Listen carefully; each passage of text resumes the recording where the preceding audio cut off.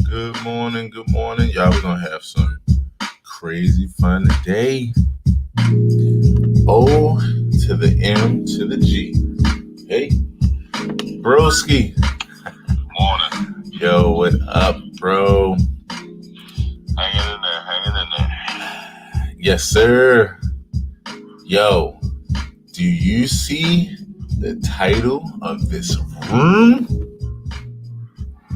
Yo, do you know what today is, yo? Clubhouse turns 1, bro. Oh, okay. Yo, Clubhouse turns 1 today, man.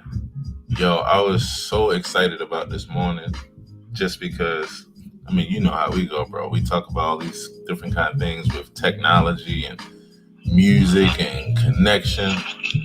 Bro, I'm celebrating like hell today, man, because Clubhouse turns 1 and I'm excited about this whole joint, bro. For them, their vision and all that kind of shit, man. So yeah, bro. Feeling it this morning, man. Okay. Yeah, so that's why I put in the title, because I know that some people wouldn't know, so that way we could celebrate all day today. So yeah, man, that's one thing. We celebrating all day today, man. What you got going on, man? You sound like you out and about, bro. I'm actually not. Just doing some laundry.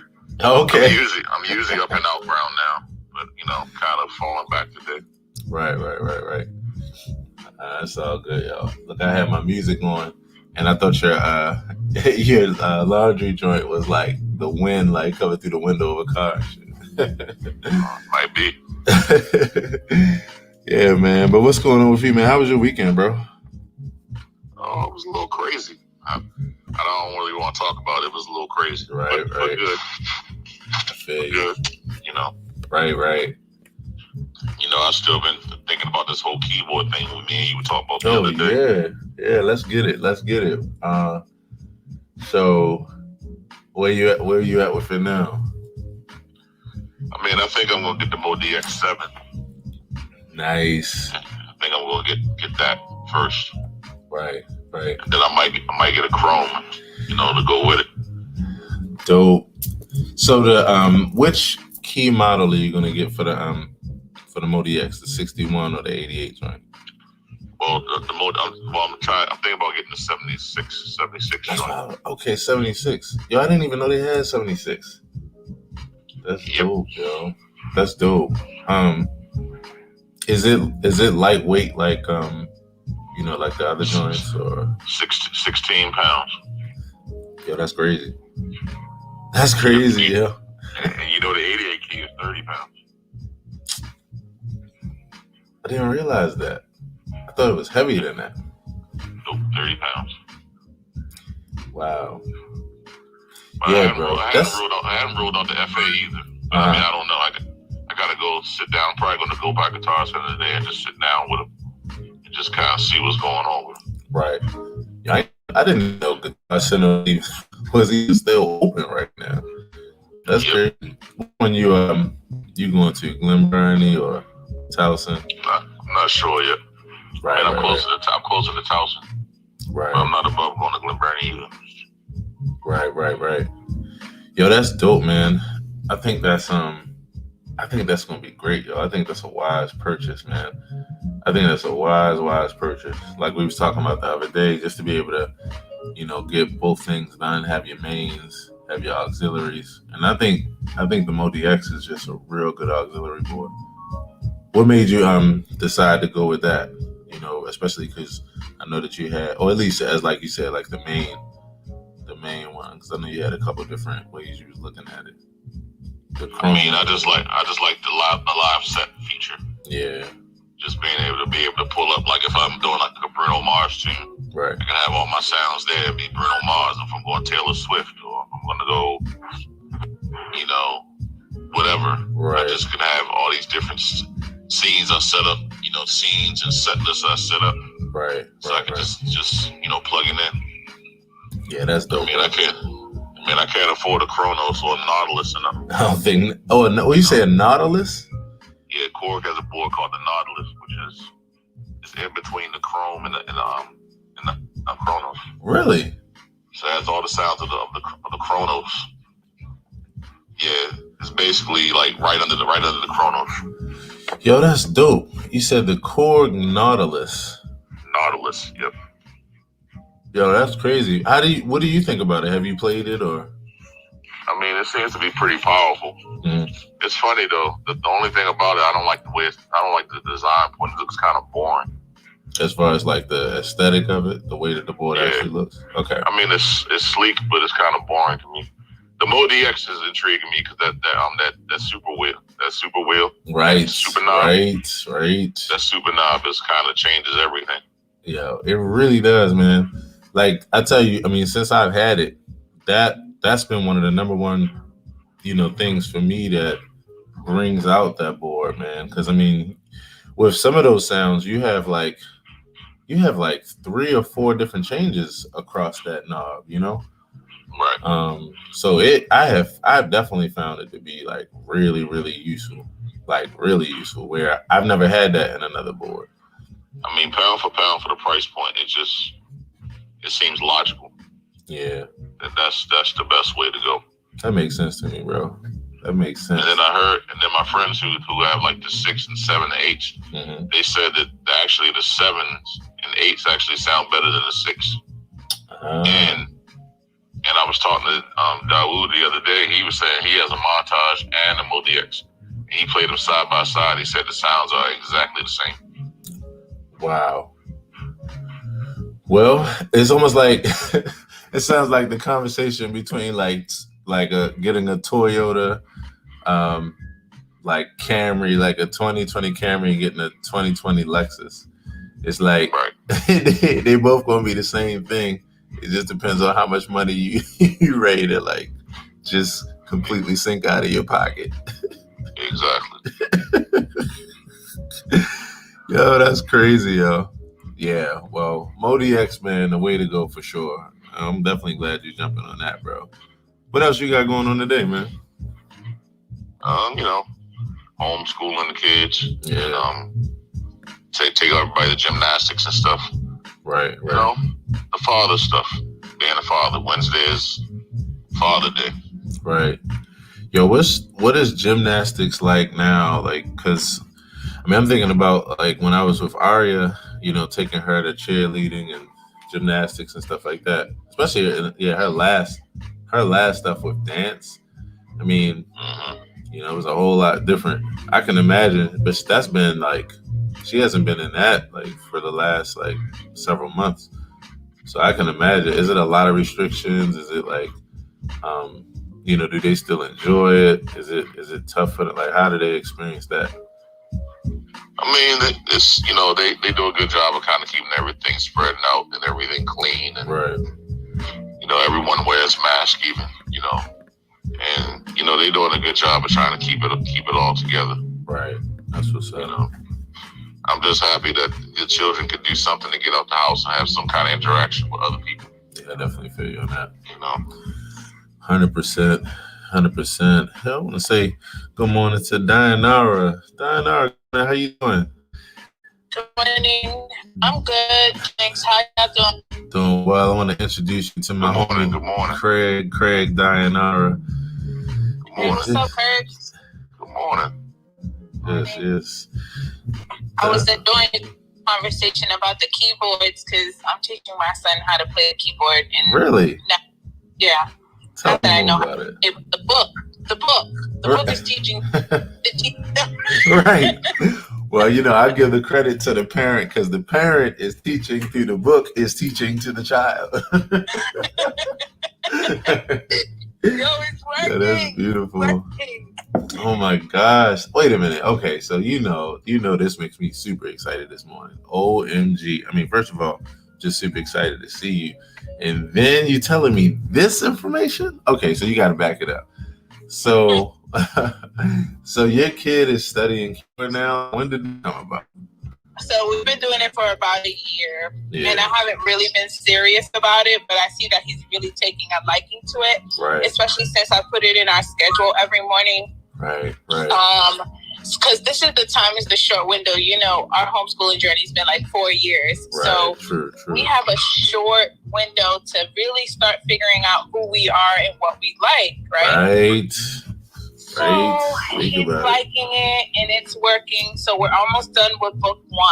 Mm-hmm. So I said, dang, I'm getting it's working. Like, he's liking it and he's doing it. Yeah. So I was like, well, I'm gonna teach my other son how to play the guitar. Yo, oh my gosh. Please pray for me. I was just about to say, let me find out, you know, we're about to have the next like trio like coming into the world, like keys, vocals, and guitar. Yes, I say vocals only.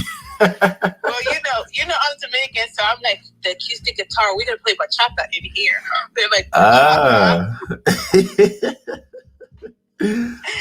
Oh my God, this is so exciting. Okay, so you got the kid studying keyboard. When this is the thing, I didn't start keyboard until I was like 19. So, you know, but I did start But I did start having like some experience as far as like in the studio a little bit earlier, like between like 16, you know, and like 19. But like if I was exposed as young as your kids are to it, oh my goodness, you know, this is amazing. It's gonna be a fun journey. I promise you. Yeah, you just definitely encouraged me, made me feel better because I'm like, I'm late. Like, no, then maybe not. They're 11 and 13. No, that's a good time to start. I kind of started messing around when I was about 11 or 13, but I didn't really get serious till about. I didn't really start really getting at the keyboard till I was about 20. Wow, I didn't know that, yo. That's crazy. Thank you guys. I appreciate you guys. That's affirmation right there. I mean, that's confirmation, right? That's just confirming that. And truthfully, like most cultures, I believe every child, I think everyone should play piano. Yes. Or at least try. Yes. Yo, someone was saying that the other day, man. I think it might have been in Aaron Myers. I think it might have been his jazz mastermind or somebody I was talking to. Yeah, Aaron Myers said that the other day. Yeah, there you go. I was like, man, I remember that. Yo, that is so crazy that you said that because I've been thinking that for years too. Like piano is just this wonderful place that opens up your mind to the possibilities of life in a new way. You know what I'm saying? Like all my children are drawn to the piano, all of them. Right. Like my children could read music, and I didn't believe them. Wow. My children could read music when they were like 6 and 7 years old. Are you serious? I believe it. I believe it. My kids read it because in my curriculum for homeschool, we teach it. So we teach kindergartners the same thing as the older kids. So the kindergartners can learn music, can read music. Right. Yo, that's great. Okay. This is definitely about to. This is something that's so important because, you know, music is one of those things that really opens up your mind and helps you with skills like problem solving, you know, and like self-esteem and, you know, just a bunch of things. Like, this is really, really good. Music to me is like one of the master disciplines. And it's one of those master disciplines that gives you skills that's applicable to all areas of your life. All areas of life, yo. Like areas of life. So like music, martial arts, ballet. Right. These are like chess. Right. Chess. Yes. These are master disciplines that help you, like you said, with problem solving, you know, developing discipline that's applicable to other areas of your life. So I just think that it's important. Yo, you just reminded me all over again of my childhood, man. I forgot about my chess days, yo. I was a scholastic. My boys play chess too. You play chess too? Yo, that's what I'm talking about. Oh my gosh. Like chess is one of those things where, you know, I started playing chess when I was about maybe 13. And then by 15, I was a scholastic champion. Y'all remember the scholastic tournaments? I was a scholastic champion. Oh man. Yeah, chess, music. But I can't get over this. Dinara, you about to have a family band. This is about to be crazy. I'm excited. The boys have been playing chess my boys have been playing chess at the library on Duke Street since they were 5. Are you serious? Yeah. It's because I used to be like, so being, you know how it is when it's just you and your mom. Like, you don't want to spend money, right? Yes. So you find activities that are like, oh, there's a chess. We taught them how to play chess at the library, and the library's free. So we would hang out there, and that's just what we did, right? But now I'm excited about the band. I'm so excited about the band. Yo, so this is so exciting. I'll keep y'all posted about my guitar interaction, because we had an old guitar in the house, an acoustic guitar, and I'm like, yo, like, what am I going to do with this thing? So I'm going to fix the strings on it. Yes. I ordered the yes. I ordered the book, and I'm so afraid because the notes, how you have to hold the guitar, but I'm not going to let that deter me from... Dayanara, let me tell you something, and I hope that Coco comes here today, because she'll be what I would say is my latest testimonial about this. Introducing music into the home, into this way, and into kids' lives is one of the most emotionally intelligent things that any parent can do for their child. We're going to talk about this some more even right now, because I like where this is going, because this is opening up my mind, making me think about music as it's related to emotional intelligence. So think about it. Dig it. When you were growing up, like before iPods and MP3s and Apple Music and all this stuff. Basically, when you grew up, like when I grew up, because I guess I'm getting older. When I grew up, I listened to whatever my parents listened to, and they had record players. They had record players, and they were playing the music openly. Right. So you were being fed whatever your parents listened to. Right. Until you grew up to an age where you can afford or start purchasing some of the music that you want to listen to. Right. Or if you had an older sibling in the house, you listened to whatever they listened to. Right. So you were building these experiences from just listening to what everyone else around you was listening to. It became an amalgamation of your experiences of things that you wanted to push you to where you wanted to push to. Right. So my mother was like an R&B soul person. Wow. And pop. My father was like jazz and funk. Wow. So I came to jazz by way of my father, but I grew up listening to soul music. Me and you've talked about this before. Even though I'm technically a jazz musician and just a musician, period. Mm-hmm. My roots come from soul music. Soul, right. And it's just like feeding, like watering a plant or feeding. Right. Or, feeding your soul. The music feeds your spirit. Right. And if you notice, you have memories and everything associated to these. So you have memories associated to your parents and everyone else and things you related to. Right. Like almost like a soundtrack. Yeah, absolutely right. That's exactly what it is, man. This it's crazy. The soundtrack. When I think about my childhood and I start to think about like the 80s, man, I remember running up and down the street on Homewood Avenue and Biddle and Chase and Eager Street.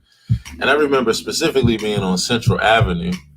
And as a kid, I can remember my family outside sitting in chairs laughing. I can remember Anita Baker playing. I can remember Luther Vandross playing. I can remember all that stuff, man. It's so true. Like that nostalgia and just like that birthing ground for like where your memories come from with music, It's like the backdrop. It's like it's in the backdrop of our memories, right? Like the visual is like we can visualize the past, but when you listen to a song, it'll take you back to that backdrop of that scene in our memory. Yes. Very powerful. It's very powerful. So true. I'm excited. I don't get on here much, Aaron. Is that whenever I have a time escape, and today I dropped somebody off at the airport, so I was like, let me see what's going on. You already know, like they say, you already. It's my favorite thing about this whole shit, as they say. This whole shit. It's literally the fact that it's so vibe-like that you could like literally just be anywhere, anytime. Look, my mother, if you all were here the other day, last week, my mother was here on the show with me. It was hilarious. Now, my mom doesn't have an iPhone yet. I was riding the car with her, and it was at the end of the show. We were hanging out, and my mother was like, I said, "Ma, I want you to meet the accountability family." So she's like, "Hey, y'all." So everybody started talking to her, and then she said, "What time is this show again?" I said, "Man, it's usually 7:30 to 10:30 a.m." She was like, 3 hours? She's like, "People want to talk to you for 3 hours?" She's like, "You my son, and I don't even want to talk to you for 3 hours." She's like, "Y'all crazy." And what I told her was that I was like, well, the funny thing is, it's because of this app. It's because of this soundtrack. It's because of like the way that this whole environment is. It's literally like podcasting meets live radio meets just chilling on the phone, hanging on three-way or the chat line, party line, meets like Zoom without the video. Like it's just this flow, so we could just jump in and out. So Dayanara, in that flow, it's just always good to see you. I'm just glad to see your beautiful face and to hear about these boys. OMG, because this family plan is about to be crazy. Thank you. You already know. I'm like, sometimes I'm like, it's so overwhelming, but I'm like, Dad, you're gonna be so rewarding. You know what I'm saying? It is. Like, I'm excited. Let me tell you why, because again, and I hope Coco comes in before we head out. It's the latest in the testimonials that I have as a person who's a musician, who's a teacher, who shares as much as he, can to help people. When you put musical instruments in the home or something that's related to it, you create family structure, you create healthy habits, you create like the ability to give the child a way to express and explore like their creativity. You could do things like teach them skills, like how to deal with their emotions and that kind of thing.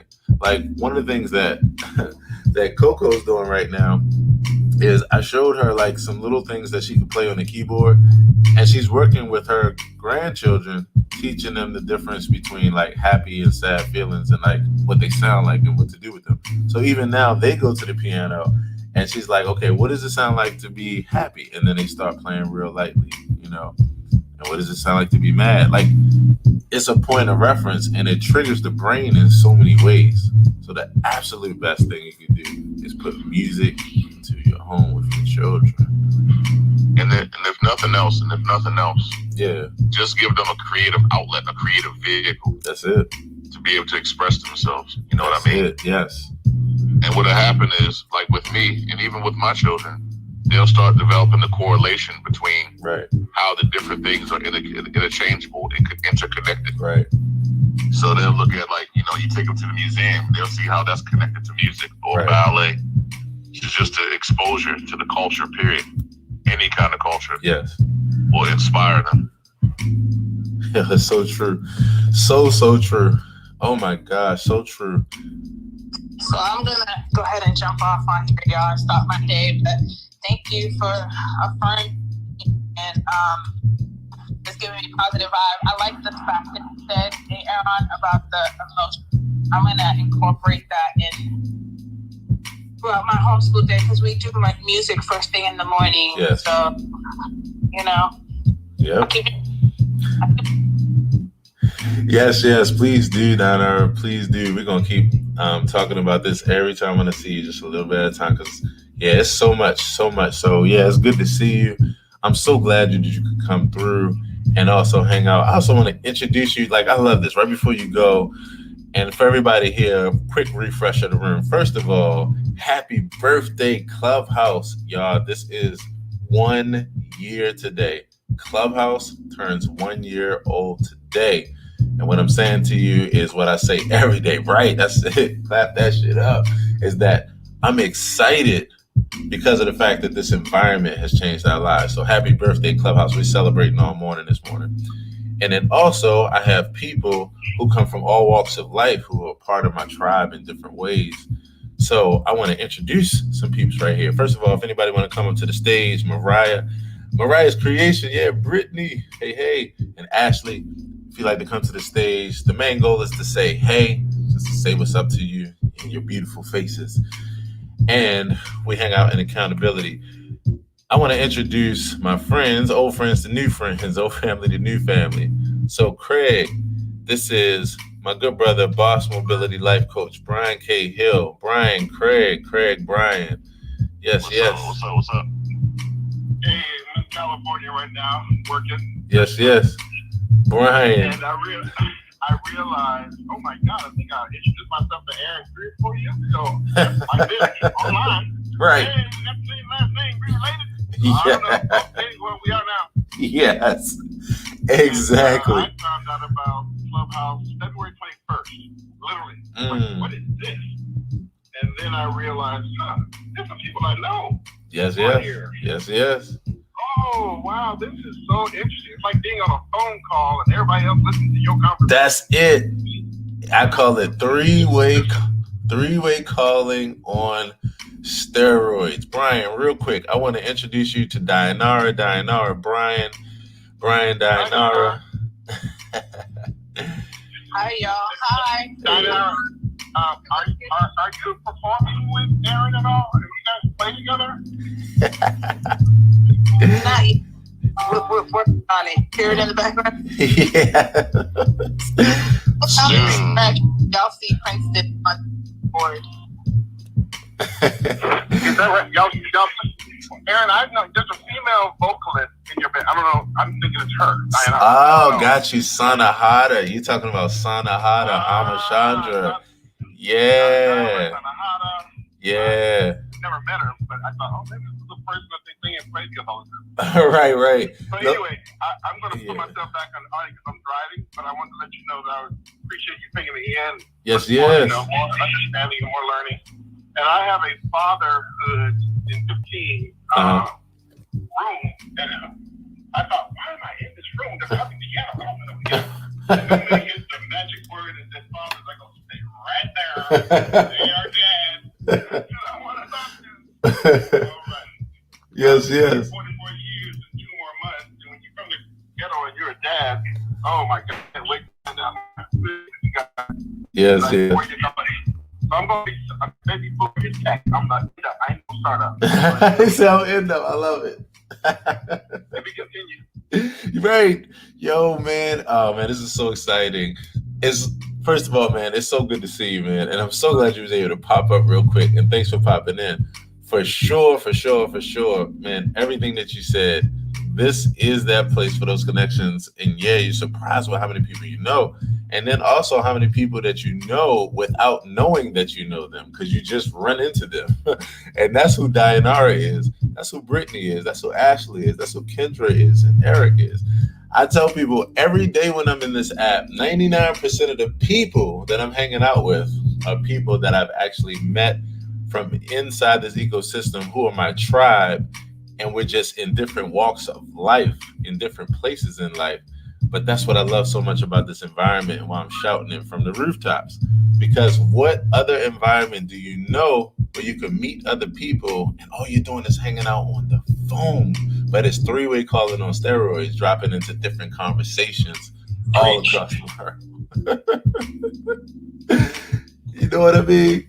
So, Brian, bro, I ain't gonna hold you. I know you gotta, go. I know you're driving. You can hang out on stage, bro, if you want. You can jump in the audience. Either way, continue to be a part of the convo in any way that you like. And man, it's just great to see you. OMG. Whew. Good times, peeps. Good times. I see my friends Marcy, Eric, Kendra. If anybody like to come to the stage, by all means, you know how it is. All you gotta do is throw up a wave. And if not, you just want this to be the wave in your background, that's all good. Because what I say to you is, first of all, happy birthday to what we got. I guess we are Clubhouse-ease or whatever. I don't know what's our tribe name. But happy birthday to all of us, because I'm celebrating. I think we all could be celebrating too. Happy birthday to Clubhouse. Clubhouse turns 1 today. It's crazy, y'all. It's crazy. Also, I want to say hello to the Facebook peeps and the YT peeps, Facebook and YouTube. I want to say hello to D-Love Harrison, who says, good morning, King. Good morning to you too, D-Love. As always, thanks for coming through. And to my peeps, OMG. Let me say good morning to Mariah's Creations. Brittany, good morning to you. How you doing? Everybody say good morning to Brittany.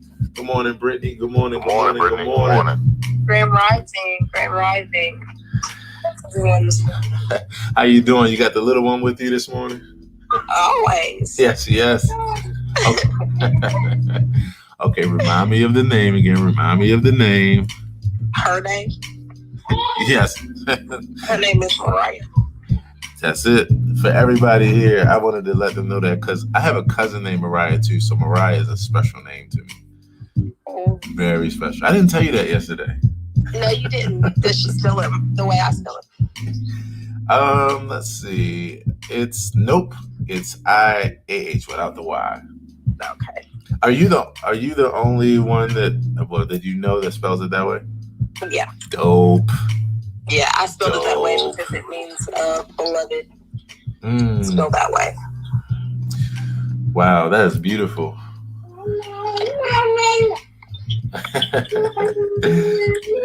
Beloved Grace. This is my beloved Grace. That's her middle name. Oh, is Grace her middle name? Oh, that's beautiful. Oh my goodness. Good morning, beloved Grace. That's crazy. Like that's one of those things where just saying that like heals you. Like just saying those two words back to back. Golly. Like I felt some powerful. Right. Isn't that powerful? I felt some stress release. Like just saying that, beloved Grace. Whoo. That's dope, Brittany. Thank you. How are you feeling this morning? I'm feeling a little bit better. Got some mucus going on here, but me too. It is like allergy season for me. I'm over here with like a whole damn box of tissues next to me. Yeah, and see, I don't usually have sinuses or anything. Right. So yeah, I'm getting better than Yeah. But yeah, I'm getting better than I'm a lot better than I was a couple days ago. Yeah, I definitely feel you on that. And you know, Arola, I want to say to you again, it's just such a pleasure to have met you yesterday. Like to be able to, it's one of the things I love about this environment, just being able to meet other people on the journey. And you and I chopped it up yesterday, talking about this compassion stuff, talking about this self-love stuff, and that was a great experience. I'm just so glad to have met you, and that. Is that the first time you all done that room? Actually, yeah, that was my first time in that room with Ja. Oh, nice. Okay, so did you know Ja before that room? I met Ja. So of course, I'm a member of Heartspace. So Ja comes in and out of Heartspace. So I've heard him speak, a couple times on Heartspace. Right. And so I just followed him into his own room, and it went from there. So. Got you. Okay. What it was is because I came in and you were a moderator, I didn't realize who was the moderators of the room and who wasn't. But then I got the mod badge too, so I don't know if they meant to make me a mod when I became a mod. I think they were trying to, how you can hit it by accident to try to do somebody's profile. I think that's what happened, and they made me a moderator. But right, it's all good because I'm a moderator on Heartspace, so it worked out. Speaking of which, can you tell me more about Heartspace? Because yesterday when I met you all, that was the first time. Actually, I think I overheard it before, but that was the first time I heard anyone speaking about it. And it was the first time I saw this actual logo as well. But I find it fascinating already because I'm into the heart, I'm into love, and of course, space. Like, what is this heart space thing about? Right. So, Aaron, you are the definition of heart space. Wow. You speak from your heart. That is speak from your soul. True. You don't speak from your ego. Very much speak so. From, Right. So you are definitely a member already. Boom. You got me already. In fact, let me go to your profile while we're talking, while you're telling me more about this, because I'm joining this right away. Because I feel you. What you just said. Okay. All right. So tell me more. Heart space. Okay, let's see. Welcome to Heart Space, a space created by the artist, Uncut, founder of Protect Your Heart, a safe space created by Spirit, where we speak without our avatar. Wow. Look, I'm feeling this already just based off of what you just said to me. And then the name. Yeah. Oh my gosh. Okay, so tell me more. Heart space. So, where did this start? What is this about? Oh my goodness. Okay, so I just, got on this app. Everything aligned for me. Right. I'm gonna go back. So I originally had an Android. So I had been wanting this phone for a couple months, and I'm the type of person, I'm not materialistic, so I wanted it, never thought anything else about it. Christmas came, my mom was like, hey, you want that phone? Right. I saw the phone, I'll get it for you, because we drew names in her family, and she had my name, so she got me the phone. Okay. So it was, I take everything. I want to join that family right away. I'm sorry. Y'all looking for people to adopt? We welcome everybody. We welcome everybody. We have a huge family. But so got the phone, and nothing is by coincidence in life. That's just how I live my life. Nothing is by coincidence. The people you meet, that's how spirit works. That's how God, universe, whoever you want. So everything aligned. I got the phone, and then I found out it was iPhone, and I was like, wow, so it was meant for me to be on this platform. Right. So Heartspace was one of the first. I downloaded the app, and I never went on it. I just downloaded it, and then I went and got a friend of mine did my hair, and she was like, "You need to get on Heartspace." She was like, she was saying, "You need to get on Clubhouse." She was like, "I met a lot of people that were talking about the stuff that you talk about and all of that." So I got on. Oh, that's all good, baby girl. That's the ultimate heart space right there. Heartspace was one of the first clubs that I went in. Yeah. I knew as soon as I went into that space, because it's just a knowing. Like, right. It's just a knowing. Everything resonated with me, all his art, like his butterflies. The butterfly spirit had really been around me a lot, and my whole room is butterflies. And so everything with Uncut just resonated with my soul. Like, this is my tribe. Yes. Yes, I feel that for sure. And yeah, it just went from there. And with behind the scenes, they chose me. He chose me as one of the people to be one of his moderators, and it just went from there. And I never would have expected that, Yeah. And like it was one of those things like, why me, Right. But then I get why like, not me? Like, why not? Why not me? There we go. Let's get it. Right. Like, why not you, Brittany? Like, you already know. It. Right. And if you don't know, now you know, Brittany. Right. Yo, real talk. Okay, I love that. Okay, I love this. And here's why. My background is that when I got on social media, my journey started in 2008. I get on social media. I use my gifts and talents and create a company that's a giving nature company from 2008 to 2015. It went from 0 to 6 figures. And from there, where besides what I made as far as a career and a lifestyle off of it, my personality, it really connected with. So it came off of a creative idea. So from there, I happened to be like skilled in just seeing niche or creative ideas. As soon as I saw this, as soon as I heard it, with all that I know about just everything from the way things sound to how they resonate with you to, what they're about. Like, this heart space thing is, I'm even just hearing about it, I was like, oh, this is the truth. Like, this is going real far, because the concept is so dope. And I noticed that everyone has the profile pictures.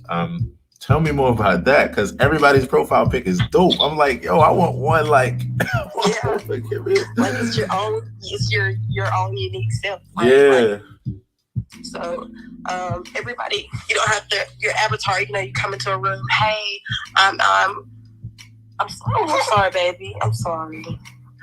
Hey, I'm Erin. I'm a musician. I'm a doctor. Right.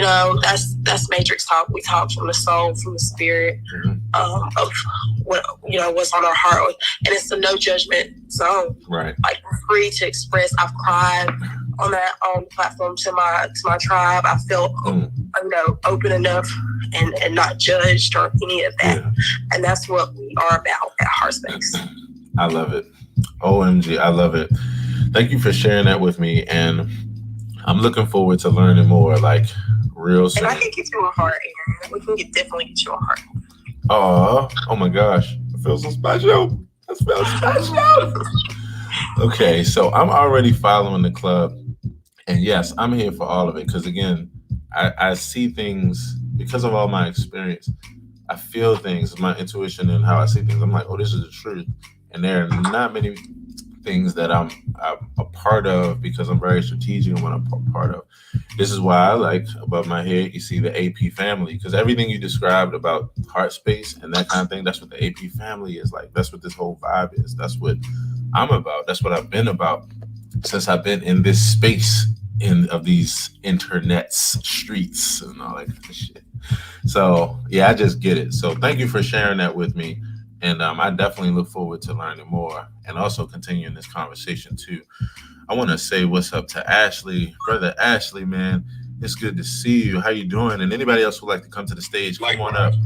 Yes, sir. Yes, sir. Good morning to Craig. Good morning to my niece Kendra in the audience. Yes. Good morning, Ashley. Good morning, Kendra. Good morning, Ashley. So, quick throwback story. I used to work with a artist out of DC named Marcus Johnson. Yeah, Marcus Johnson. I know Marcus Johnson. Let's get it. And I used to work with him on his team, and I used to have to hire the musicians for his gigs. Right.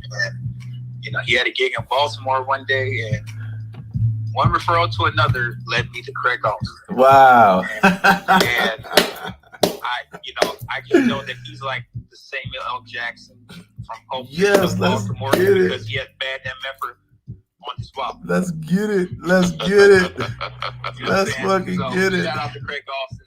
I never forgot that dude. We still follow each other on social media. We may not speak all the time, but I do follow. What he's doing. So respect, man. I respect you, Ashley. I've been seeing what you've been doing too, man. Yeah. Man, respect, man. Man, I love it. Story. Man, thank you so much for sharing that, bro. Golly. Yes. But thanks for inviting me into the space. I've been meaning to get in here for the past couple of days. I'm glad I got to make this time. I had a moment to jump in. Yes, sir. And thanks for reaching out when you did as well.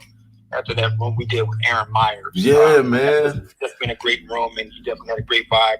I definitely did listen to some of your music and stuff as well. Man, broski, thank you, man. Look, we had a great time in Aaron's room, man. And I run into you all, I look specifically for people that are like part of my tribe, like whether even when I, don't like before I know them. So I'm looking for things, and I come across this Clubhouse Jazz Mastermind room. I come in, and you and Aaron and the rest of the crew, Elijah, and everybody, I'm like, yo, this is dope. And then I see some of my friends, Delandria Mills is in there, and I see, I think Craig, I was telling you, Herb Scott, man, I saw him in the room, man. I'm like, man, y'all were in there doing some just amazing. All good people, man. All good people, man. Yeah. Yeah, and I knew a few people in one of the original rooms, which is why I just ended up staying. Okay. But, I'm a Howard alum, so. Oh, really? Nice. My roots are in DC. Part of my roots are in DC. Right. With that, and the DC music scene, I've been connected to, just by working with people like Marcus, and also working with April Watts, the radio personality. Yeah. She had a TV show a couple of years ago called WHW Rocks. And I basically booked all the talent for the show. Oh, really? And we did about maybe 2 seasons or a season and a half, and it was a talent competition show that was shown on DC Access Cable, and we did a finals at the Arc in Southeast, and saw a lot of great talent. Wow. And so I kind of kept in touch with a lot of the folks down there. But I'm good friends with like Deborah Bond and Elise Perry, and a lot of my Howard Gospel Choir folks are doing a lot on the gospel scene. They just entrepreneurs and everything. So, like I said, Kendra down there, her mother is like one of my big sisters from the choir. Her mom's an amazing vocalist. Kendra's an amazing vocalist from Morgan. She's graduated from Morgan State. Wow. And, MSU, baby, MSU. Yeah, come on now. Yes, sir. Right. But, I've been doing a lot in entertainment for a lot of years. I'm working on my next single, which is coming out next month on April 23rd. Dope. It'll be on all the streaming outlets. That's 5 days before my birthday. Let's get it. Yeah, so I'll be rolling out that campaign in the next week or so. So I'm just preparing for that. And I got 2 singles ready to go for this year. That'll be coming between the spring and the summertime. And man, just trying to stay active.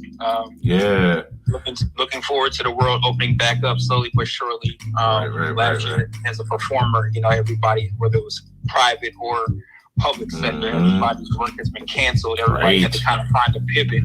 And I just got my pivot, but this pivot was a good pivot. So I'm actually launching another business where, when I say private sector, we can jokingly call a lot of us wedding musicians, wedding singers, or whatever. Because a lot of our work is in that private sector. So last year, just like public concerts and stuff were canceled, so were wedding receptions, because most of us that are in that space are used to playing country clubs or hotels for 100 to 200 people at a time for a 4-hour, 5-hour reception. But people were still getting married, so I'm like, how can I still stay in that space? Well, the other female singer in my band, she was an inspiration. We both became licensed wedding officiants now, so we can now marry people. So, wow. Hey, yo, hold on. I call that's a pivot for real. And pivot. I call that shit adding branches to the tree. Yo, I love it, yo. I love it. So I mean, all the Reverend Ash jokes are kicking in right now. I mean, everybody's got jokes, but it's just like now I can marry people. So I started a new company that I'll be launching in the next week or so. It's called Wedding Serenade. So not only am I providing services, but I can also serenade them for their ceremony. So, yes, bro. Yeah.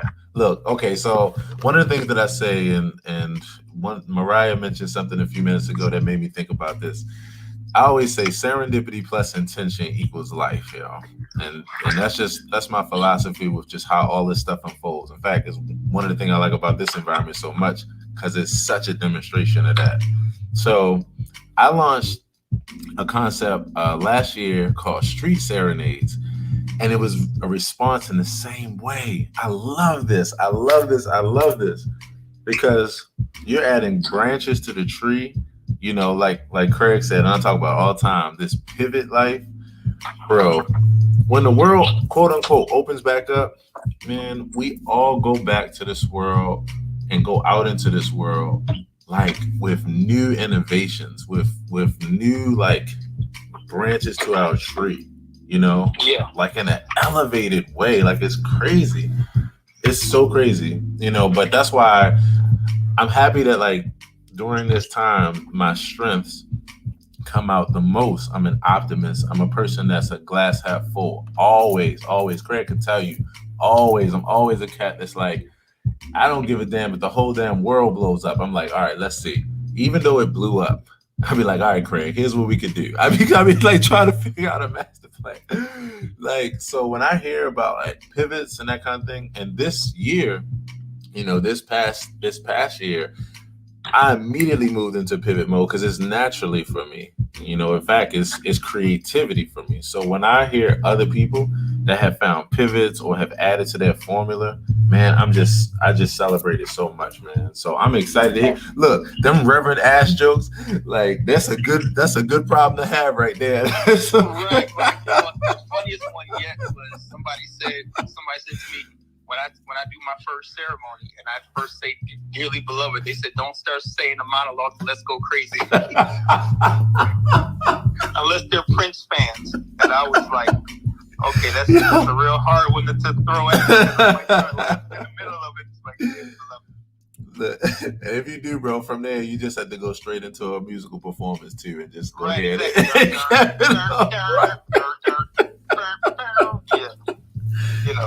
Oh man, yo, that's classic, man. That's classic.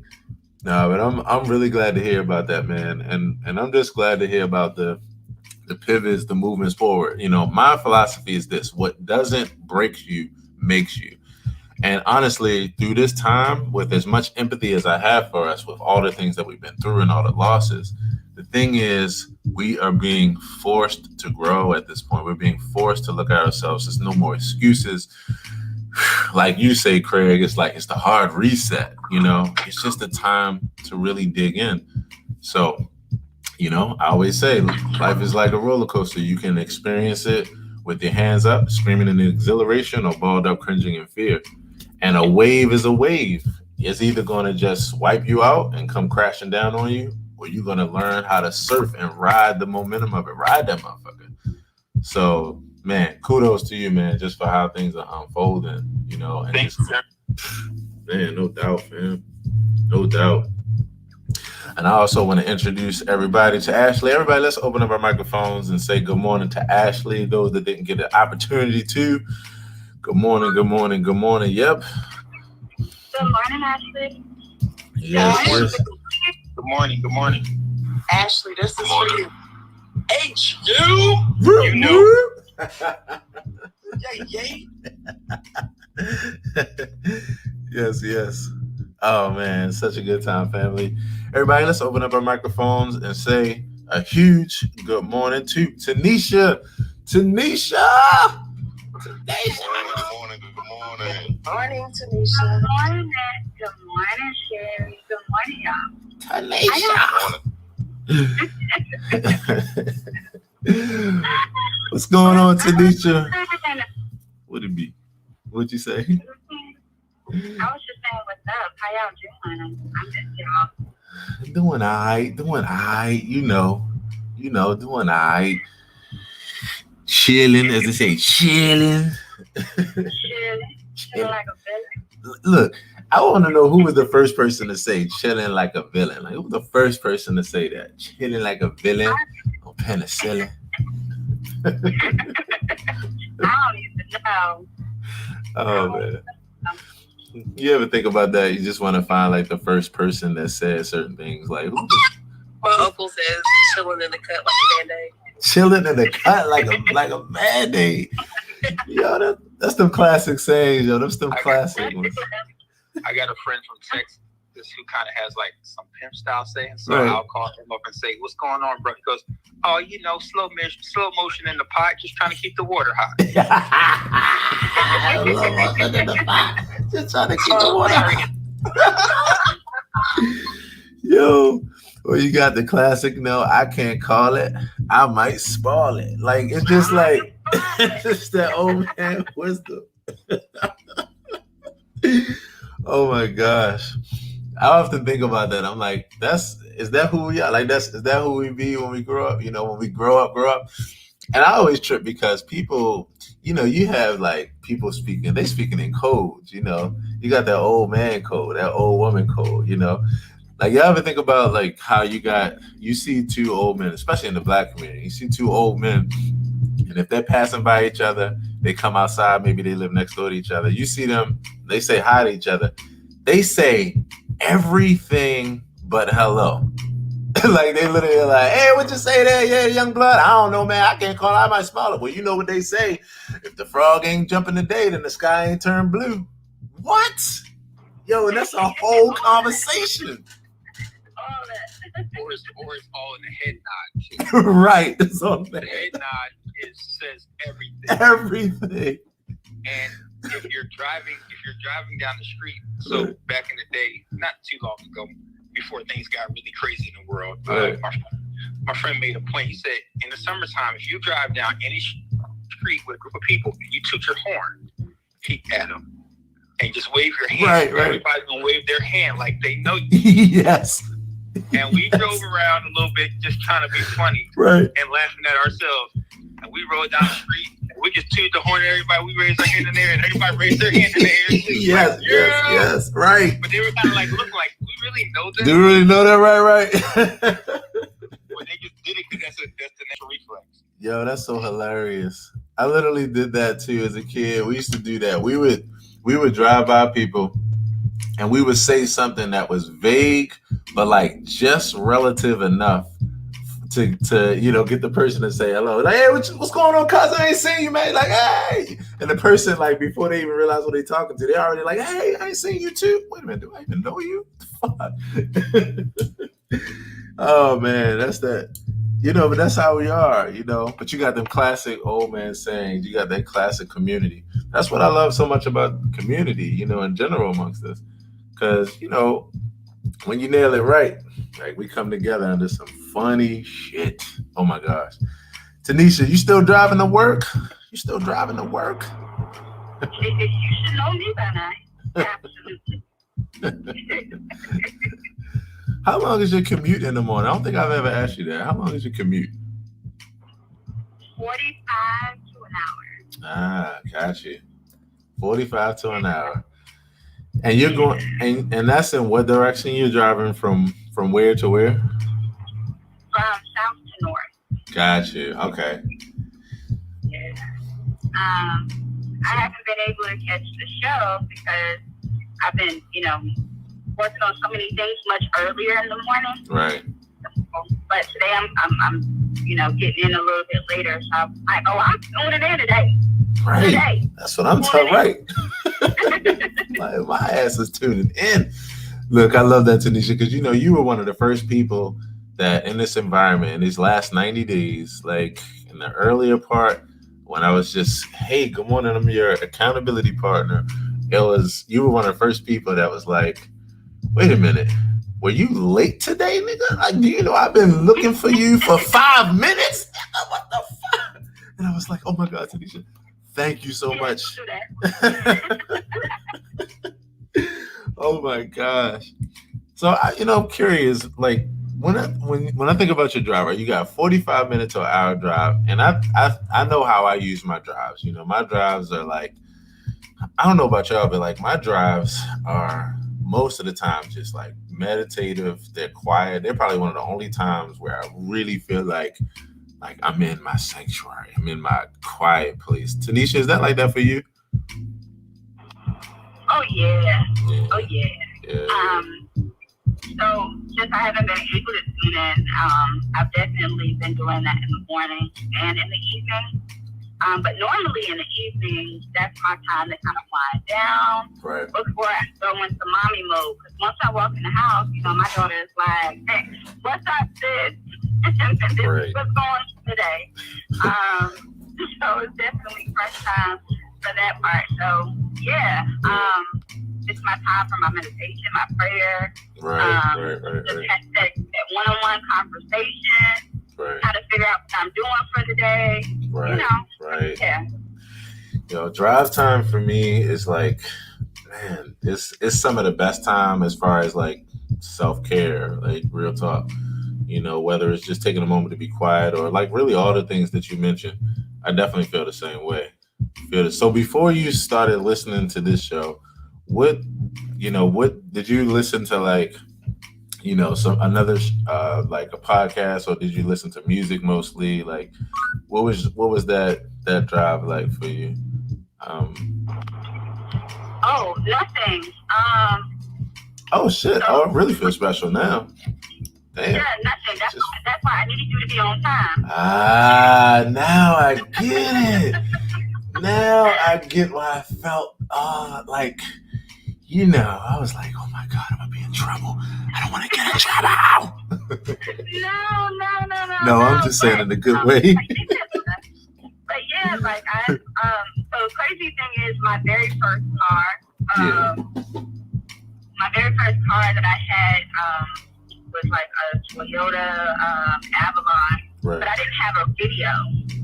So I would drive around with no radio, and I would literally be on shuffle myself. Like I would sing random songs, or that was just my quiet time, right? So even now with a better car and radio and all the extra bells and whistles, I literally don't listen to anything else sometimes. Just out of that habit of not having one. Right. Right. So I was on Clubhouse and then saw what you were doing. I was like, oh, okay. So it became a part of my routine. That's why I was like, I didn't need to be on time today. Right. Just a little bit of tips before I got to clock in. I love it. You know, the other thing that this says to me too, and it makes so much sense, is you and I use our drive times for similar reasons. And it's funny because how you said since you didn't have sound, then pretty much it gave you quiet time. It gave you time to be in your head, you know, I can imagine, you know, like you said, being your prayer, meditation time, you know, working things out, working through plans. So it's interesting because I'm the same way. So basically, this show just literally represents what you already do, but like in live form with a bunch of other people and a cool ass beat in the background. Exactly. I love that shit. Oh man, I love that shit. Golly, Tanisha, it's always good to chop it up. Oh my gosh, always good to see you. And your words validate me, and I just want to tell you that from the bottom of my damn heart. From the bottom. Or as they say, from the bottom of my heart to the depths of my soul. Yeah. Amen. OMG. Brother Eric, it's good to see you, fam. Everybody, let's open up our microphones and say good morning to Eric Harrison. If you're there, bro, you might be taking over the world. Oh, there you go, Eric. Good morning. And rising, Eric. Yeah. Peace, beautiful people. Peace. Good morning. Yes. You know, just so you know, man, I have to let you know when admit to something and confess to something. You know, I've grown so close to the people in this room that I have side conversations while you have side conversations. I'm so sorry for that. Oh no, it's all good. It's all good. And look, let's play a little game. Who on this stage do you think I was probably having that side conversation with? I'll go ahead and I'll provide the background music.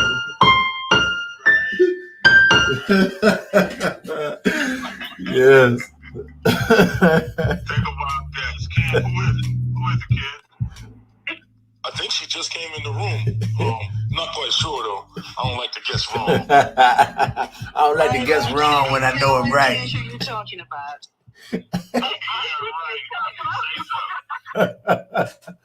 Anyway, she gonna say something. You know, me and my sister always gotta dig at each other and do different things, and it's just all love, man. I just truly appreciate the space. I told you, you're the proud papa, man. You know, Big is Big Papa, you're proud papa. So you know. Look, and I'm glad you said that too. Because, thank you, bro. And I'm glad you said that because I received that first of all, bro. And it's always love. I always appreciate you in that way. And especially because I could not be a more proud papa on the birthday of this, you know, the mother, right? The mothership. Today, Clubhouse turns 1, y'all. Clubhouse turns 1, 2 freaking day. And I'm proud, bro, and I'm excited. Like I'm grateful, bro. Well, you've leveraged this space like crazy, bro. Like, and actually, and I think a lot of people in this space will agree. You've leveraged this space in such a way where you've taught others how to do it as well. Yes, sir. So that's powerful. Yes, sir. That's so powerful. So now you not only giving us a place to relax in the mornings, but also you've given us a short type of way to line our pockets as well, man, while doing what we love to do. So thank you, brother. Salute again, bro. Thank you, man. Powerful. Brother to brother, man. You know, I appreciate you, man, because I see you as a mirror, you know, and as I do the other family here. And it's why I never question my intentions. I never question my intentions. I never question my actions. And I rather fail than to regret never trying. But because I know law of attraction, because I know I'm a manifesting generator. I just found this out the other day. I'm just starting to study HD, human design, and I've been told I'm a manifesting generator. And I'm quite sure that a lot of you all are too, because again, it's that same thing. I'm aware that if you have something, then that means that it's for someone else too. And y'all know, like I always say, if you're not one person's cup of tea, don't worry about it because you're someone else's full course meal. So I appreciate you, bro, and thank you so much for that love, man. It really means a lot. Yeah, hey, by the way, Coco had a room yesterday that was just, man, probably the one room you didn't show up in, but man, it was dope. And I'm gonna let her talk about it because you know what, I always gotta prime her up. She won't even talk about it. Hopefully she can talk. But that room was dope. Yes. Ken, Yes. you was there for a minute, but man, the room got really, really strong after you left. So Coco, talk about I it. just pumped it all up, so she gotta talk about it. Thank you, Eric. Listen, I appreciate you. That room was fire, but my grandkids want to say hi to my friends. Like, Grandma, who Let's get it. Yes. Oh, Yes. Hi, I'm Maya. Hi. Everybody, let's say hi, Maya and Kofi. Hi, Maya, Kofi. Oh, my God. Hey, Maya, Kofi. Oh my goodness. Are they still there or did they leave? Yeah, Kofi was talking. He just said, I was playing with my cars yesterday. What did you say, Kofi? I was playing with my cars yesterday. Uh-huh. I had a party yesterday. And now I'm playing with my truck. You were playing with your truck? I think, and my toy car. Your towed car? Yeah. Oh my goodness. Oh my. Maya, I buy my pink car. Your pink car as well? Yeah. That is amazing. Okay, Kofi left now, so we're good. Oh my gosh. I wanted Maya has it. Oh, I wanted to. Oh my goodness. How old is Maya? I wanted to ask her how old she was. She just left. They just closed the door. They left. They're done with you people. That's how it is. Kids, that's exactly how kids are. You'll have them, and then they'll be like, all right, we're done now. And 5, 4, 3, 2, 1. Okay, we're done. Off. You ever notice how, like, when your kid is doing something like that you find funny or amazing, you're like, oh my gosh. And then as soon as you ask them to do that for someone else, it's like crickets. They just like, what you talking about? I don't know what you're talking about. I don't do that.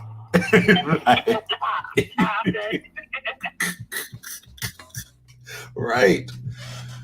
Oh my gosh. Thank you for accommodating me and for letting me interrupt your moment, Eric. I appreciate it. Oh, there was no interruption at all. Look, that was the perfect segue. That was the moment. What are you talking about? What I had to say didn't mean that. No way you do that. See, that's what sisters do. They know you ain't about to talk about that. So I'm gonna go ahead. OMG, Coco. Yes, I definitely want to know about this. And Brother Ken, if you were there, were you there too, Ken? Were you in Coco's room? Well, I had the privilege of getting there early. Right. So me and Coco chopped up a little bit, but I did hang out a little bit as the room started to fill. Yeah. And to Eric's point, like, I'm not even gonna spoil it. I'm gonna let her talk. But I will say this: it was an impromptu room that she just opened, just randomly. Yeah. And as you say, serendipity meets intention. So I'm gonna fall back. I just want to say so. I'm gonna leave the floor up to Coco. Wait a minute. OMG. Oh my gosh. Oh my gosh. And I wasn't doing that as a hint. I was really clearing my throat. OMG. Okay. So let me tell you. So yesterday I didn't get a chance. I tell you, I'm not out here in these clubhouse streets. If I'm not in your rooms, yes, your beautiful faces, your rooms. If I'm not in your rooms, I'm not here in these streets, except for Sunday after the town hall, when I'm checking out what's going on from a business and marketing standpoint, from a strategy standpoint, from a psychology standpoint, blah, blah, blah.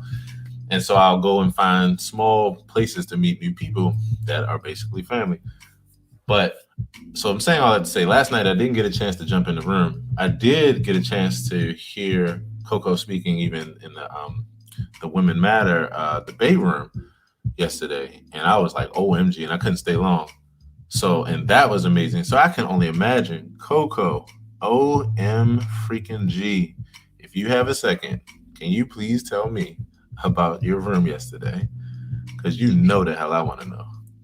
Oh, it was an interesting, really beautiful room. And the fellas showed up, man. They showed up and they showed out. It was, oh gosh, I forget the title now because I'm on to the next title. You're doing some brainstorming. Was it? Now, I think I remember the title. Okay, go ahead. You got it. Creating meaningful monologues and better, bitter poems, right? Meaningful monologues and better, bitter poems. Alma, I wish you were there. And so the concept of that is really art therapy, where as artists, we can use our poetic voice, our music, our theater background to really bring people into a space of healing that is not so clinical. And using, again, these beautiful art forms as a way to unpack some pain and leave people, with a breath of fresh air, so that we can get truthful and transparent, but we can also share our triumphant ideas and leave, clues and keys. And from that night, I've been trying to figure out how to do this other part. A couple of Eric's friends, Dr. O or whatever, was in the room, and we're going to be collabing on another room. Eric, do you think I should share what our working title is right now, or should I stay on the hush? Because all these people probably gonna be a part of it. So let's get it. Please share. Okay, I am so excited. Tanisha, you gotta come. I mean, it's gonna be fun. It's gonna be called, or we're working on a title, right? But right now, I'm looking at, what the heck is it called again? Oh yeah, I'm so dyslexic, I forget my own titles. It's all good. It's all good. Cigar scripts and red bottom readings. What? Oh my God. Right. No, you didn't do that properly. It's actually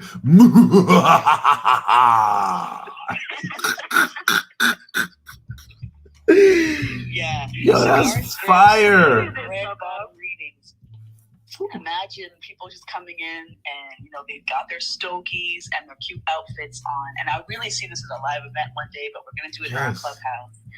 And we're really just going to pick evocative scripts, either ones that we write or ones that we find, go back to Langston Hughes, poems and things like that. And we're going to ask people to just come in and read something. There'll be those of us that are on the stage that are going to be, either just cold readings of these plays and these monologues or these poems, and each piece will have a theme, and then we'll unpack that theme. Wow. So the stuff that I've been doing with youth all these years, but of course I couldn't call it Cigars and Red Bottoms because they were in high school. But right, that'll be the 20. I say after this, it'll become commented about. Right, but it was. We were talking, just brainstorming last night, and one of the gentlemen, I forget his name. Eric, do you know the gentleman's name? He was saying, this would be really nice in a men. Dayton, Mr. Dayton, I believe, or something. Mr. Dayton, yeah, Mr. Dayton, and all of a sudden I had this vision of a cigar bar. And people are, I worked with a theater company a couple of years ago as an apprentice with them, and she had these things called readings in wineries, where guests would come to a winery. They had various actors in the room. You didn't know who the actors were, and people could actually take a script when they first came in and sign up to be a role, play a role, or read a role on the script, even though there were professional actors in the room. And so you're having wine and you're having conversation, and all of a sudden the play would start. And it was just this live, beautiful entertainment. And normally with them, it was more comedy and very light-hearted stuff. Yeah. But me, I'm going to take it to the next level and go to, some deep stuff. So that's the concept, is to invite people into these spaces that you normally wouldn't think are therapeutic. Right. And and the idea of, we're going to talk about some tough stuff in the lap of luxury. We're going to unpack our pain in a beautiful place. And be accountable to one another and comforting at the same time, and enjoy it and breathe smoke a stogie. We talk about some shit. You might as well have some bourbon. You know what I'm talking about? I just got one question. Do y'all hear this shit? Oh my gosh. Yo, this fire. Fall, as my father would say, fall. As my dad would say, this is fall.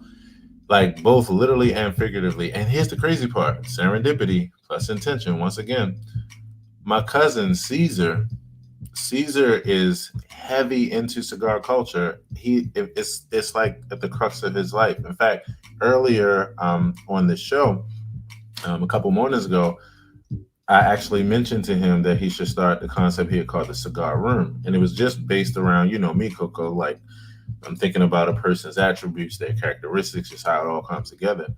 And so with who he is, comedy, cigar life, culture, the whole nine.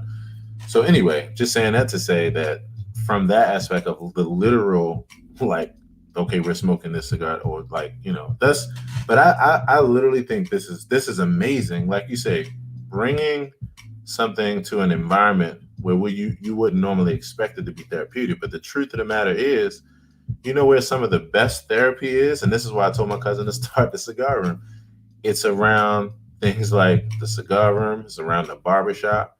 It's around the bar. It's around these places where, honestly, some of the best, and not only conversations, but unpacking happens. So I love what you're saying. Amazing, Coco. Absolutely amazing. Anybody else have anything to share? I'm just over here. I told you, man. That's why I shut up. Like, yeah, I had to shut up. I was like, yo, it's.